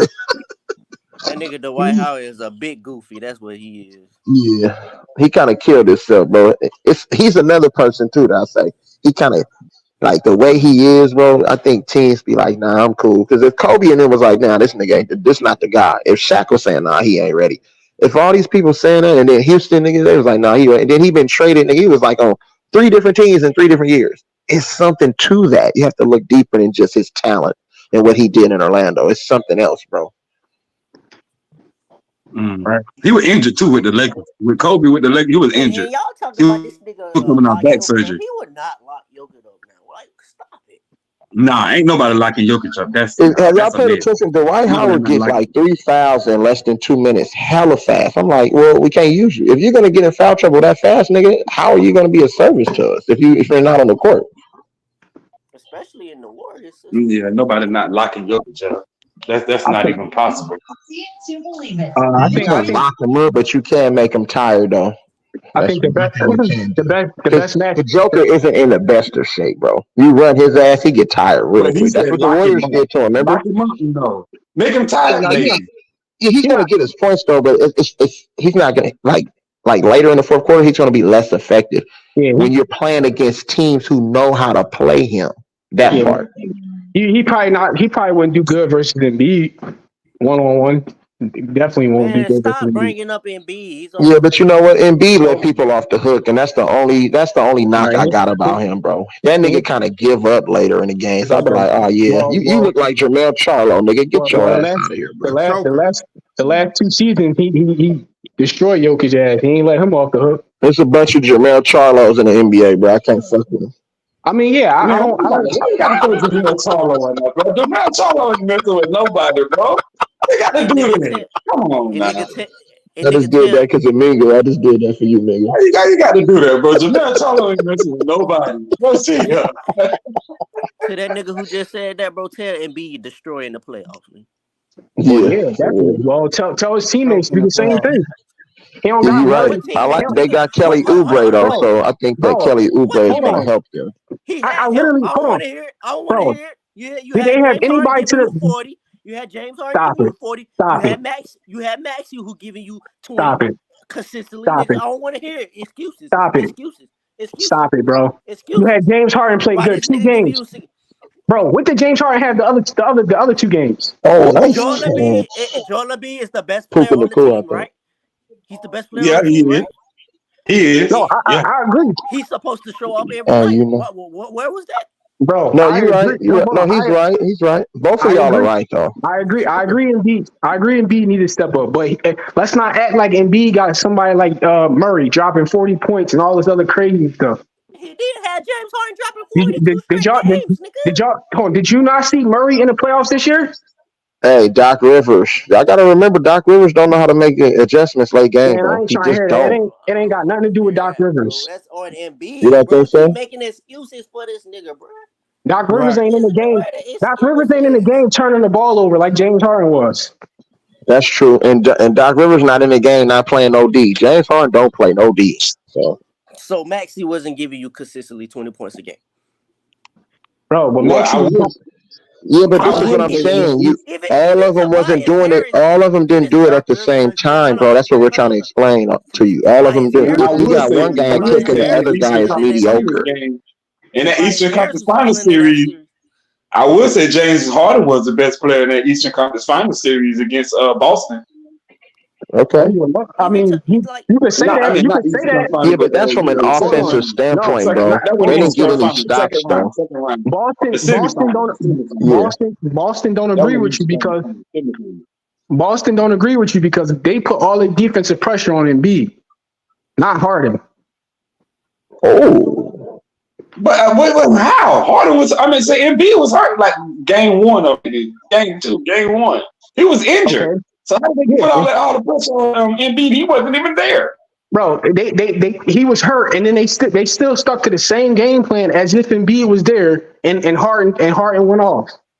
Yeah, but that's what. That's Doc Rivers. If he was there, they stuck to a game plan though, but it didn't do anything. So that was playing against the ghost of Embiid. No, I said the Celtics. Okay. Oh yeah, because they already knew it was just gonna be ISO ball. Everything was ISO, pound dribble, step back. You know what I'm saying? It's no team concept, and that's why I say Doc Rivers had to go because we seen this same shit happen in the Clippers. We seen the same shit happen in Boston. Come on, man. I ain't trying to hear that, man. Doc Rivers was used as a scapegoat, yo. You think so? I blame that. I agree. I agree with that. That was on Embiid and Harden. Doc Rivers was a scapegoat. As bad as Doc Rivers is, he was used as a scapegoat. Okay. That's a fact. But you know what? You're right. It's a collective effort because I just think that Joel Embiid quits later in the game, bro. He don't have a mentality. He'll punish you for like the first 3 quarters, but for some reason, midway through that 4th quarter, it's like that nigga stopped being aggressive. He started shooting step back threes, jumpers. I was like, damn, nigga, what's wrong with you, bro? Be dominant. That means get your ass in that paint and score 60 with 25 rebounds. But the problem is, I don't want my big man shooting dribble, step back, fucking jumpers. But this is the problem. I'm not making excuses. I'm not making excuses. But the one thing that happened to the Celtics is, what's the name got fired? Ime Udoka got fired. That's the worst thing that ever happened to them guys. They need him. And that flop, and you know Embiid loves to flop too. Why's my 7-footer flopping, nigga? What are you doing, because bro? this the That's problem why with this. you notice why he gets injured. He'll try to flop and plant his leg wrong, and now the nigga knee injured. Like, what the fuck are you doing? I agree with that, but the medical staff told him to do that, to soften the land. But the problem with the Sixers is the problem with the Sixers is the only person on the team that can block a shot is Embiid. Hey, Literally. it's always the excuse with Will Embiid. be But when will be niggas Hakeem make Olajuwon then. Nigga, I need you to be Hakeem. Nigga, I don't need you to be motherfucking Well, Sam then Bowie. Stop he gonna have playing, to man. step it up. I don't it's need you to always the be Bill excuse with Cartwright, I mean, nigga. I like, need you to be I'm just, motherfucking Shaquille O'Neal right now. I'm just saying, like, I love how we act like all of these that other nigga players. said I don't need you to be Andrew Bynum, nigga. I need you to be motherfucking. You feel me? That's my point. Them niggas, all these said other niggas who's hella trash, and he's not these niggas who's Hall of Famers. that This nigga said nigga the care more trade about an staff told MVP award. Nigga, you care more about an MVP award than hosting the trophy at the end of the year? What's wrong with you, dude? that nigga said the trade staff told him to fuck. All right, so let me go around the panel real quick. I'm gonna talk to y'all, man, real quick about this. Tap the like button as y'all come in here, man. We got over 45 people here. Tap that like button as y'all come in here. Where does this put the Boston Celtics in the Eastern Conference? I'm gonna start with Rick, and then I'm gonna go around the panel. Let's start with Rick. I mean, you already touched on it, BJ. They're obviously going to be in the top 3, top 4, just depending on how the season goes, always keep things realistically. Injuries can happen, things happen during the season. So, just realistically speaking, during the season, man, we already know they're going to be in that top 3 somewhere in the East. And of course, I still got to touch on what you said before. Just something about Miami when it comes to the playoffs, man. Hopefully if the Miami make the playoff, because like I said, for them during the season, it's just weird. But if they do somehow get into the playoffs, then that's when you got to be concerned about them. But if they don't, then primarily it's got to focus on the other Eastern teams. But ultimately, man, Celtics, like I said, good upgrade, getting Jrue Holiday. I do feel, of course, they're going to have to, blend that chemistry thing going. I'm a real big component on that. Like, you got to get, used to your guys and understanding each other. Of course, what the guys have been talking about for like about the last 30 minutes here, the little pieces do matter. Coaching does matter. Assistant coaching does matter, because sometimes who you may not talk to, or may not receive from a person may be better from that assistant coach, or maybe better from that veteran player. So that is a big difference. I do take that into consideration as well. But ultimately, I think we're going to look at the Celtics being in that top 3 somewhere, not possibly top 2. So, okay, let me go to Bruce. What you got, Bruce? Where you got the Celtics at?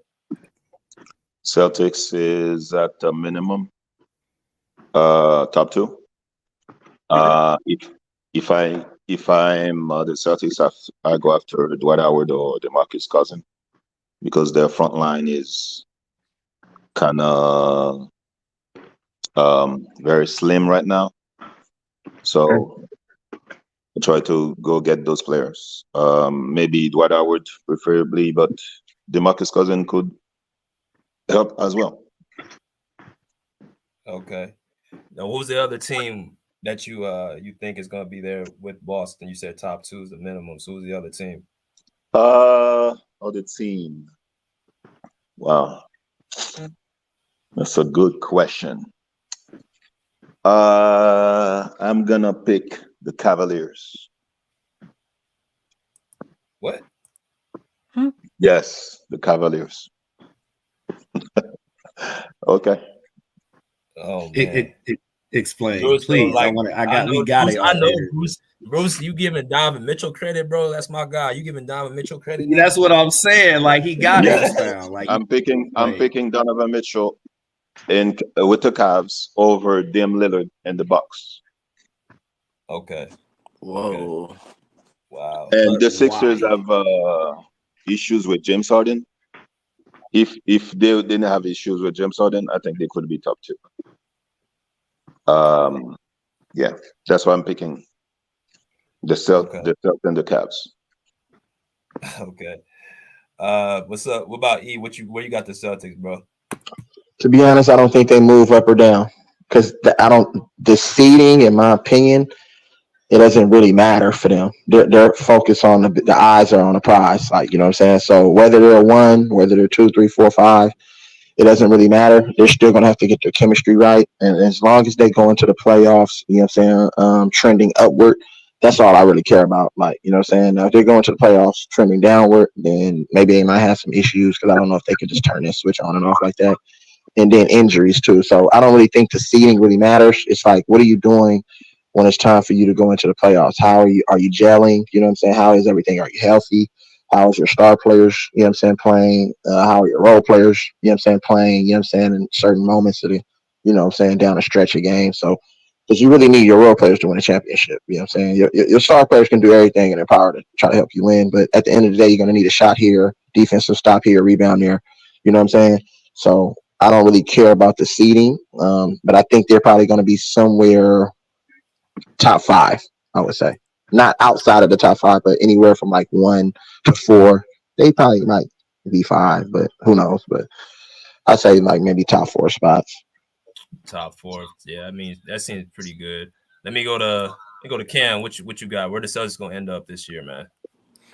I pretty much agree with what E and Rick said, man. The Celtics, they'll be somewhere in that 1 through 5 area. Well, 1 through 4 to me, because they shouldn't be no lower than 4. But anyways, yeah, man, I think Jrue Holiday gonna make a huge impact for that team on both ends, and I just feel like the Celtics, they got to get back to that level, man. That finals, they got to get back to that finals, bro. It's about time. Mingle, what you got, man?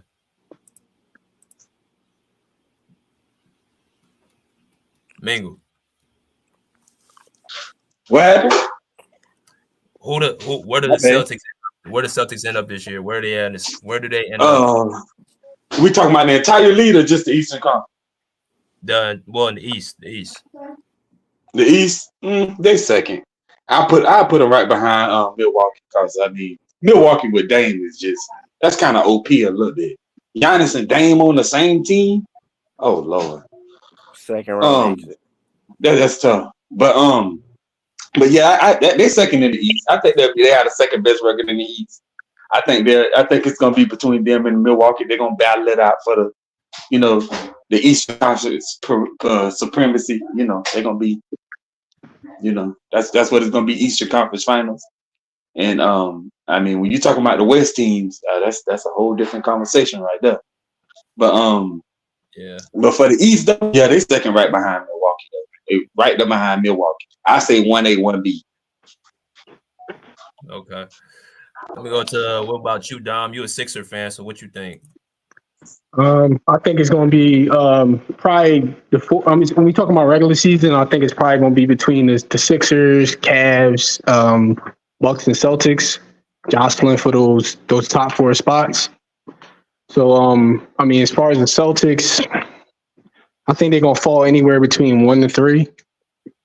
Probably, I don't think they're going to be 1 seed, just because they struggle a lot early in the season. The 1 seed's probably going to be Bucks or Sixers. I'm leaning more towards the Sixers, just because the Bucks don't have that defense. But I don't know. That's in my opinion. Okay. Let's go to OC real quick. Man, we're going to about to end the live in a little bit. Let's go with OC as the last person, man. Where do you feel the Celtics going to end up this season in the East? Well, like I said, I mean, you can say what you want about Marcus Smart, but he was the heart of that team. I think Jrue Holiday is a much better leader, so they'll get some more leadership with that.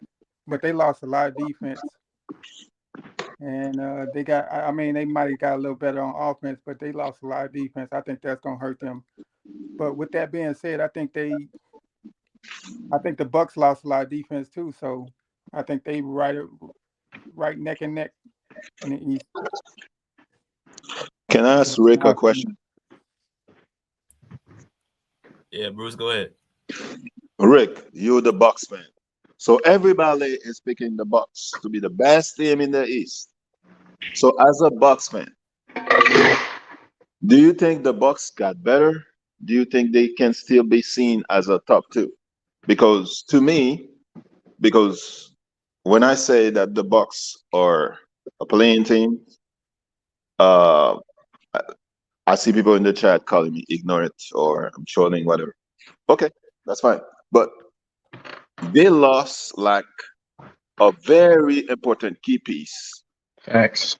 uh, of a player, and they added a player whose playing style in the playoff, he wins. He has a couple of shots, waving bye bye to Paul George. Okay, that's cool. But when he had the opportunity to go to the finals, he struggles, and he's always struggles in when his team needs him the most, and he has problem on defense. And they're deep, and the Bucks now is the Antetokounmpo family team and the Lopez family team, and uh, uh, what's the guy? He plays in the World Championship. I didn't see him do anything. And Pat Connaughton is gonna be the defensive stopper. I mean, Brook Lopez. Everybody thinks that Brook Lopez is gonna defend everybody.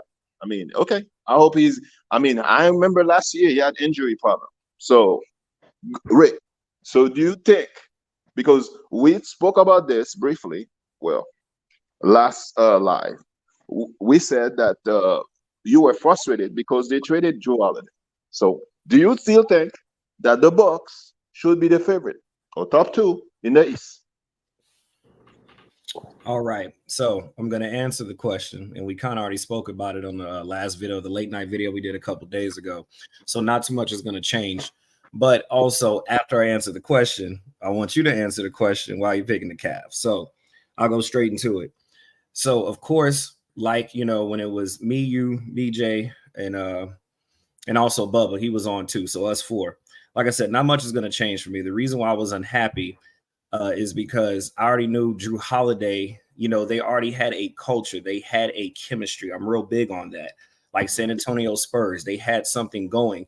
You're already the number one team in the East, okay? So we know there's nothing wrong with that. My biggest issue is that you got Giannis. He just, for some reason, does not want to work on himself. And for correction for everybody, I'm a Giannis fan, not a Bucks fan. I'm a Giannis fan. So Giannis, personally, I just feel like he's hitting a point, and, you know, no fault to him, but I know we're in the NBA today where, you know, it's about making these big teams, bringing these superstars on and trying to win a ring. So I'm more from the, you know, component of you got beat, figure it out, come back and beat them. That's the school I come from. But of course, when you're in the world that Giannis is in, you know, hey, he's saying now he needs help, even though the organization is doing everything they can for him. But the reason why I was so sore about Jrue leaving is because I knew that Jrue and the rest of those guys, they all understood Giannis. They all pretty much don't mind helping Giannis because, for one, he's the main guy. He's a superstar. They work around him. Good nights, bad nights, they got his back. I didn't really feel like Giannis, in a way, in his own indirect way, didn't have their back, especially saying like, hey, I got my options open if we can't win, basically, even though, you know, you won a finals with him. And then also, you know, you get far, but I think you're just a little bit sore, whether he wants to admit it or not, that you just got your butt whooped in front of the world by Jimmy Butler. He was just cooking you. That's okay. It happens. But at the end of the day, like Bubba said, and I'm going to jump off what I said the other night, I'm aligning with Bubba because at the end of the day, man, look here. It's like you know, it looks good on paper. We already know that Lillard can average 30. You know what I'm saying? He's a perimeter offensive terror. He will tear you up. He can create his own shots. That's a big help for Giannis. Okay. And then again, on paper, we know Giannis can average 30. We know he's basically unstoppable down below. So now that takes a lot of pressure off of him, and he could just focus on his down low game. But nothing much is going to change because now, let's just say you have an off nights. Let's just say in situations where, you know, Lillard's not really dropping, or you just not really having a good night far as if you're Giannis. At the end of the day, now y'all both can't have bad games, and it's not like you have a backup. And see, the thing about Jrue Holiday is even when y'all are having bad games and the rest of those guys on that squad like Middleton and Lopez, even when Giannis was having a bad game, people like Jrue Holiday, Lopez, Middleton, and the rest of those guys, they kind of covered him up. They kind of helped him out. It was more like it reminds me of the Spurs almost. It's like if Tim Duncan and them is not really having the best game, it's like the other pieces like Ginobili and Tony Parker, they kind of picked up where he slacked off. And I don't mean slack off in the, in a way of like he wasn't playing good, just not at his best at some points. But it's like they kind of evened him out. They balanced him out. So now you take away that chemistry portion of it. So that affects everybody else on the team as well. So now you got Damian Lillard. Yes, on paper, as Bubba said, we know what he can do in Portland. We know that he's that guy, but we haven't seen him in action yet. And yes, the ideal is that we're going to run these high pick and rolls, kind of like what Murray and Joker did. And we're trying to, imitate that. We know that, Greek can obviously dominate down below. We know all of that good stuff. But then what happens when, teams get past that? See, usually Jrue will run back. A lot of people don't pay attention, but Jrue will run back and help out Giannis sometimes until Giannis gets back. It's something that didn't need to be said. It was just something they built over time. Chris Middleton knew where Giannis was going to be. So even when Giannis is having a bad night, these guys know how he plays. The organization pours into Giannis. And so at the end of the day, on paper, I think people are looking at, Lillard is that guy. He's 30. Like I said, he's an offensive terror perimeter on the top. Giannis is that guy. There's just no way on paper that somebody can beat this team. But I'm going to say what I said the other night. I'm not getting excited because I saw what Jimmy did to you and you had no answers for that. And so until I see something, until I see what happens with Lillard and, Giannis, and I know Giannis is capable. I know that Lillard is capable, but they have not played together yet. So I'm just going to wait until I see something because the last thing I saw was that guy right there with that 22 on his chest cooking your ass. And you had no options, you or your coach. And he was just taking y'all down one by one. So, yeah, everybody's basically looking at the names and looking at the points. I'm not a point person. I'm not about a book person, PER person. I'm an eye person. I watch the game. And when you lose a person like Jrue Holiday, and I watch the little things that he's doing, so people who never get talked about, I'm watching how he's always assisting Giannis, how he's always getting to Giannis' spots until Giannis gets there, how he always spaces himself out from Giannis, how he works with Giannis and Middleton when they're trying to do their thing in the late quarters. I watch little things like that. I've never seen that with Lillard and Giannis. And what I did previously see with Jimmy and Bam and how they pretty much double team and beat up Giannis and the rest of them boys, I'm just like, look, yeah, on paper, and I'm shooting this out to Bubba when I say this because he pretty much dialed in on it. On paper, it looks amazing, but far as what I saw is yet to be seen, and I'm not going to get excited about it. But everybody's picking the Bucks because of what these guys do, PR point wise, far as titles and what they doing. But I just want to see how it plays out during the season. That's why I'm not getting too excited. That's why I was frustrated because I think all Giannis had to do was get a mid-range shot, probably get a little bit of a handle package. You ain't got to become Kyrie or nobody like that, but just get a little handle package, do a little pull-up jump shot. You're 6'11", for heaven's sake. Do something with yourself, and then there you go. Problem solved. I agree with that. Yeah, and I think a lot of the stuff that Rick just and great points, bro. A couple things, like I said, that's why I said the East is going to be a gauntlet. There is no favorite right now, and I also think we're not putting enough respect on Miami. We go through this every year. For as much people keep saying Miami doesn't do this, they've been to more conference finals and NBA finals appearances than anybody in the whole East. That's Milwaukee, that's Boston, that's Philly, that's Cleveland. They've been to the conference finals and NBA finals more than anybody in the Eastern Conference. That's why I'm not ever going to take them out the mix until I see them just completely fall apart. But I would say this, BJ, you got disgruntled players like Tyler Hero there. They got rid of some of they role players, and even though they got like a plug and play system, most of the time they do their damage is when you don't expect them. Like they catch teams by surprise. Like 4 straight years. Then that's telling me you can't catch a team by surprise 4 straight years. Like I said, that's why I said they've had more success than any team in the East since Jimmy's got there. That's a fact. Philadelphia, Boston, Milwaukee, year after year, they've had more success. So you got to respect that system. And even when you just said it, they have a plug-and-play system. Could you name the starting 5 last year for the Miami Heat? So many different variations. Exactly. So that's why I say I'm not worried about like Rick said, I'm not worried about the names on the back.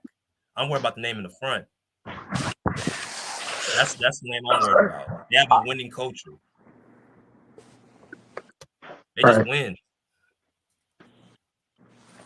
Well, yeah, I'll that's say true. this though. Are the They Bucks did take a hit. gonna hide Dame Lillard for defense like the Warriors used to do with Steph Curry? That's why I said, Bruce, it's weird with Milwaukee. Like, they lost defense, but then again, they still have so much length that they might be able to get away with that a little bit with Dame Lillard being hidden because they got so much length. They'll have to funnel everything into Brook Lopez. But my problem is, how do they match up with a guy like Donovan Mitchell, like an explosive guard like that? How does Dame Lillard guard somebody like that? You don't. Can't. Don't they still got Javon Carter? That's why I said the Cav, Rick. That's why I said the Cav. But how are they going to defend a guy like Damian Lillard then? How are you going to defend a guy like Giannis? How are you going to defend a guy like Chris? We didn't even talk about Chris Middleton. They have Jared Allen and Mobley. Stop You're not guarding Giannis. You're not Okay. guarding Giannis. They have Jared Allen and Evan Mobley. Bam Adebayo, dude. Too much. Jared That's Allen why I'm and not Evan counting Mobley Miami is out. not ready. You guys fall for the hype a lot. A lot of Will hype. be traded soon. One of them will be traded soon. I guarantee you. You guys fall for the hype. The hype now is Dame Lillard. Like Dame Lillard is gonna show up over there and drop 50 points every night. And the Bucks gonna be like 70, I'm not even high on the 70 Bucks. new and 10. They can definitely beat the Cavs. Okay. The Bucks gonna be 70 new and 10. After what the Cavs did against New York, they definitely can beat them. Hey, I can see the New York Knicks beating the Bucks in the playoff. Oh God, Lord. Jesus. Okay, all right. Bro, when you got somebody on your team with deficiencies like Giannis, like anything can happen. That dude missed so many free throws versus the Miami Heat. Only That's team why is Dame's beating them there. niggas is Boston or Miami, bro. That's why Dame is there. The That's only why two Chris teams Middleton is who can there. That takes care of Giannis. This is why I said Giannis now too much has two offensive guys. He has two guys that's going to help him with his deficiencies. Now you're not forcing Giannis to have to shoot them free throws. Here go Dame. Here go Chris Middleton. Got the ball. DJ, that's the same Dame that was there when they were leading 16 points, like almost every game against the Warriors. He couldn't close. Again, Bruce, talking about Donovan when you Mitchell, have he a can't even Giannis, get when out you the have a second Giannis round. on your First round. team, when you have a Giannis on your team, he takes away so much of responsibility and pressure off of Dame. You don't know how much, you know how open just his presence is gonna make Dame and Chris Middleton be open. Does Giannis want the pressure? Does Giannis wants the pressure? I didn't see that against the Miami Heat last year. So he was throwing the ball away. He didn't want the pressure at the free throw line. That's why I said you give it to Dame Lillard. That's why I say they help each other both out. They help each other both out, man. Come on, Bruce. You can't say the Bucks are a play-in team, man. I wouldn't go that far. That's delusional. That's crazy. The Cavs might be a playing team for real. Nah, they gonna be in the top. I think A lot of teams in the East. They could. Miami was a playing team last year. Miami might be a playoff team, playing team. They might be. Because Miami. So Kobe Jordan is saying that's the best duo in the East. Giannis and Dame. Do you guys agree? That's over Tatum and Jaylen Brown? No. I mean, it's close. They bring no because they gotta prove it first. There you go. I do. I would agree. I think the Dame Giannis is better than. I think the Dame. Go ahead, Brick. No, I was gonna say. I'm sorry for cutting you off. What I was gonna say was that's the thing. We saw Brown, we saw Tatum go to the Eastern Conference Finals a couple times now, so that's proven. That's solidified. I saw Giannis win a championship with Jrue Holiday, so I have more of faith in that. Damian Lillard and Greek, I've never seen play together. Again, people are looking at paperwork. Nobody, I mean, honestly, there's a lot of people that's jumping on Denver's bandwagon right now, but a lot of people weren't even thinking about Joker and Murray until them boys started cooking and they won that championship. But that was a process for them.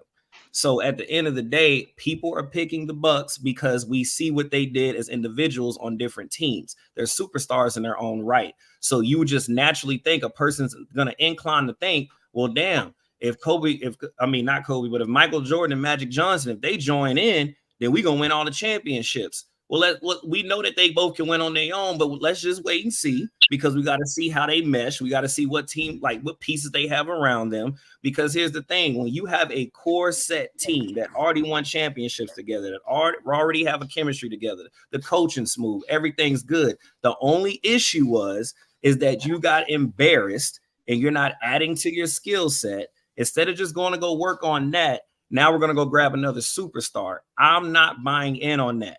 I have to see something with these two first. Like I said, I watched the game. Yes, are they superstars in their own right? Absolutely. I would be delusional not to say that. But just to say that because you put them in the game together, that they're going to win it all, that's very delusional too, because we have to see what they're going to do. We got to see how teams come at them. It's a very complex game when it comes to this coaching these players. So I'm not going to get excited. I saw, like Bruce, to allude to you, I saw what Jimmy did to my guy. I saw that. I was embarrassed for him. But what made me upset is that my guy doesn't do what my old guy, God rest his soul, Kobe does, is goes back, look at tape, see where he can get better, train harder, and come back like Kobe did against the Celtics and go give it all he got. No, I'm going to sit here and I'm going to say, hey, if I need some more, basically. No, you don't. You need to add to your skill set. That's all you need. But I wish Embiid had a Brook Lopez and a Jrue Holiday.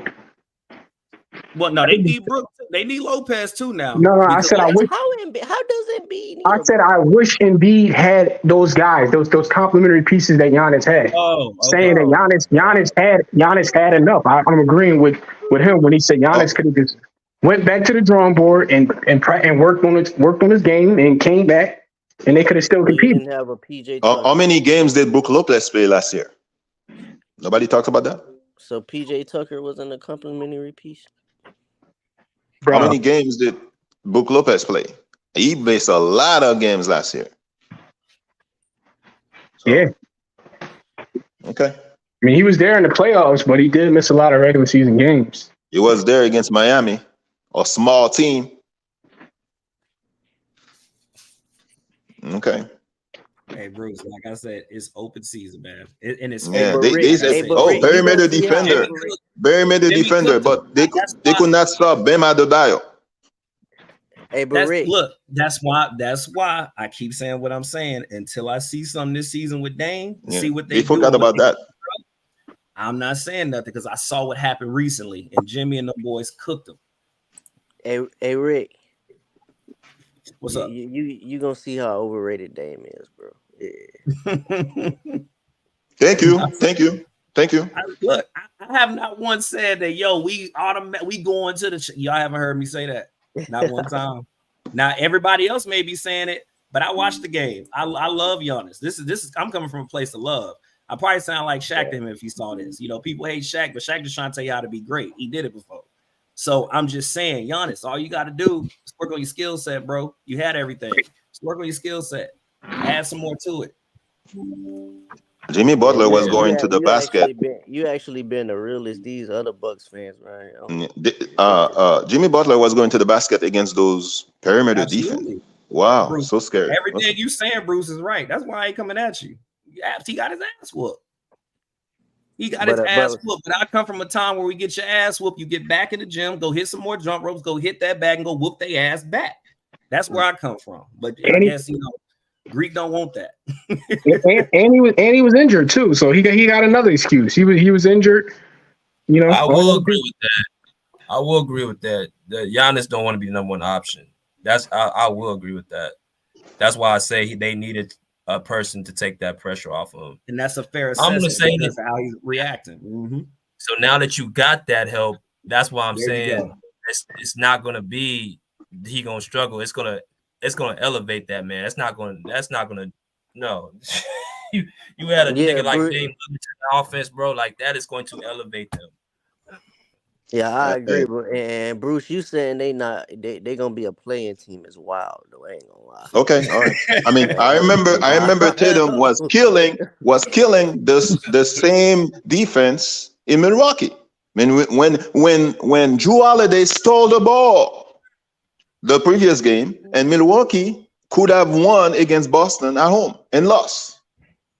What happened to Brook Lopez Oh, and the Giannis Bucks at home? just got Cameron Payne. Oh, that's real news. Let me Oh, look that's here. big. Let me see. That's a That's a nice little good. pickup, Rick. That's a That's a nice nice Nice little little backup. pickup. pickup. That is a nice Oh little That's yeah, a pickup. nice Cameron Payne. Oh, so scary, man. So scary. Oh, come Bruce, on. I ain't nice worried little about you. Take all the shots, man. Come Yeah, on, man. Cameron Payne. Cameron Oh yeah, Payne. y'all Really? be hating Cameron on Cameron Payne? Payne. That nigga actually be balling, bro. That's a nice little Really? pickup. That dude Come on, actually be man. balling low key. That's a Cameron little Payne. pickup. Cameron Payne and Dame Lillard. Oh my God. Teriyaki chicken, man. Teriyaki chicken. Hey man. Hey, let's go ahead and end it, man, because it's been a fire live. I appreciate everybody that's coming here. Everybody that's came in here, hit the like button, share, subscribe. Last sentiments from everybody around the table.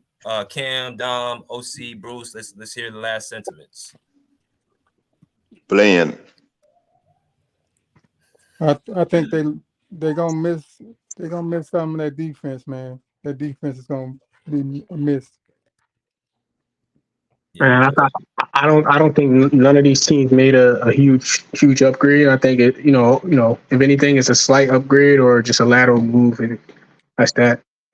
Right. What about you, Cam? You said on Boston Or anything, last or sentiments you want to in say general? before you end the show?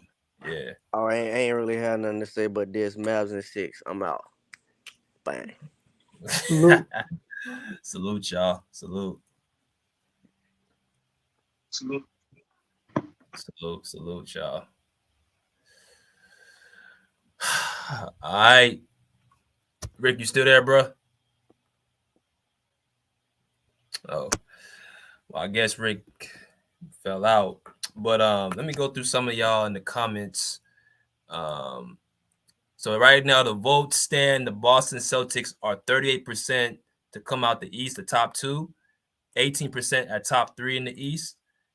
They're 32% favorites in the East, and they're 12% favorites in the league. So if you guys have not voted in the polls, please vote in the polls. Where will the Boston Celtics end up with this move from Jrue Holiday? Like I said, me personally, I think this move was a solid move.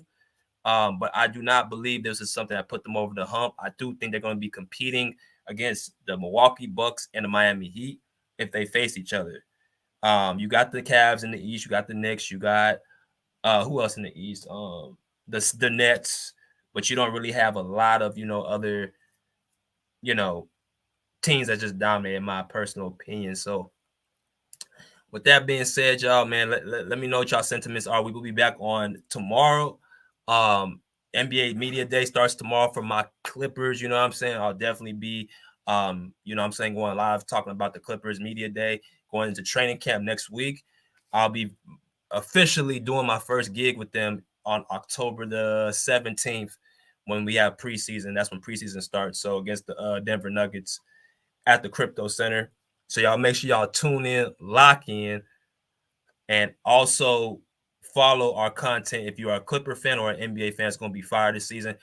And we're going to have to go through our Cash App, hit the $ BJ Magic for our Cash App, hit the button as well as get into our super sticker, super comment chat as well. If you guys have any comments y'all want to leave for your boy, make sure y'all go and hit that super sticker, super comment, and get your membership badges that are available. If you guys have questions about those, please let us know in the comment section. You guys have so many perks by getting these membership badges. And also support my personal Patreon page that I just dropped a couple weeks ago, where I have a lot of my top topics at. That's also in the description box below the video. We'll be back on again tomorrow, like I said. But until next time, we respectfully say, pull up a seat, pull up a chair, polite pace, out of here like swim well.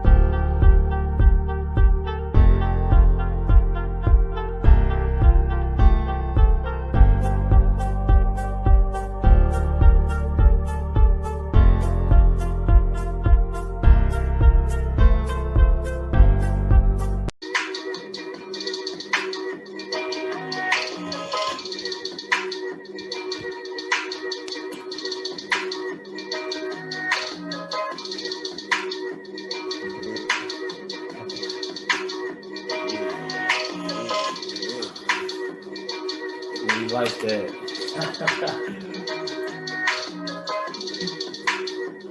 Woo!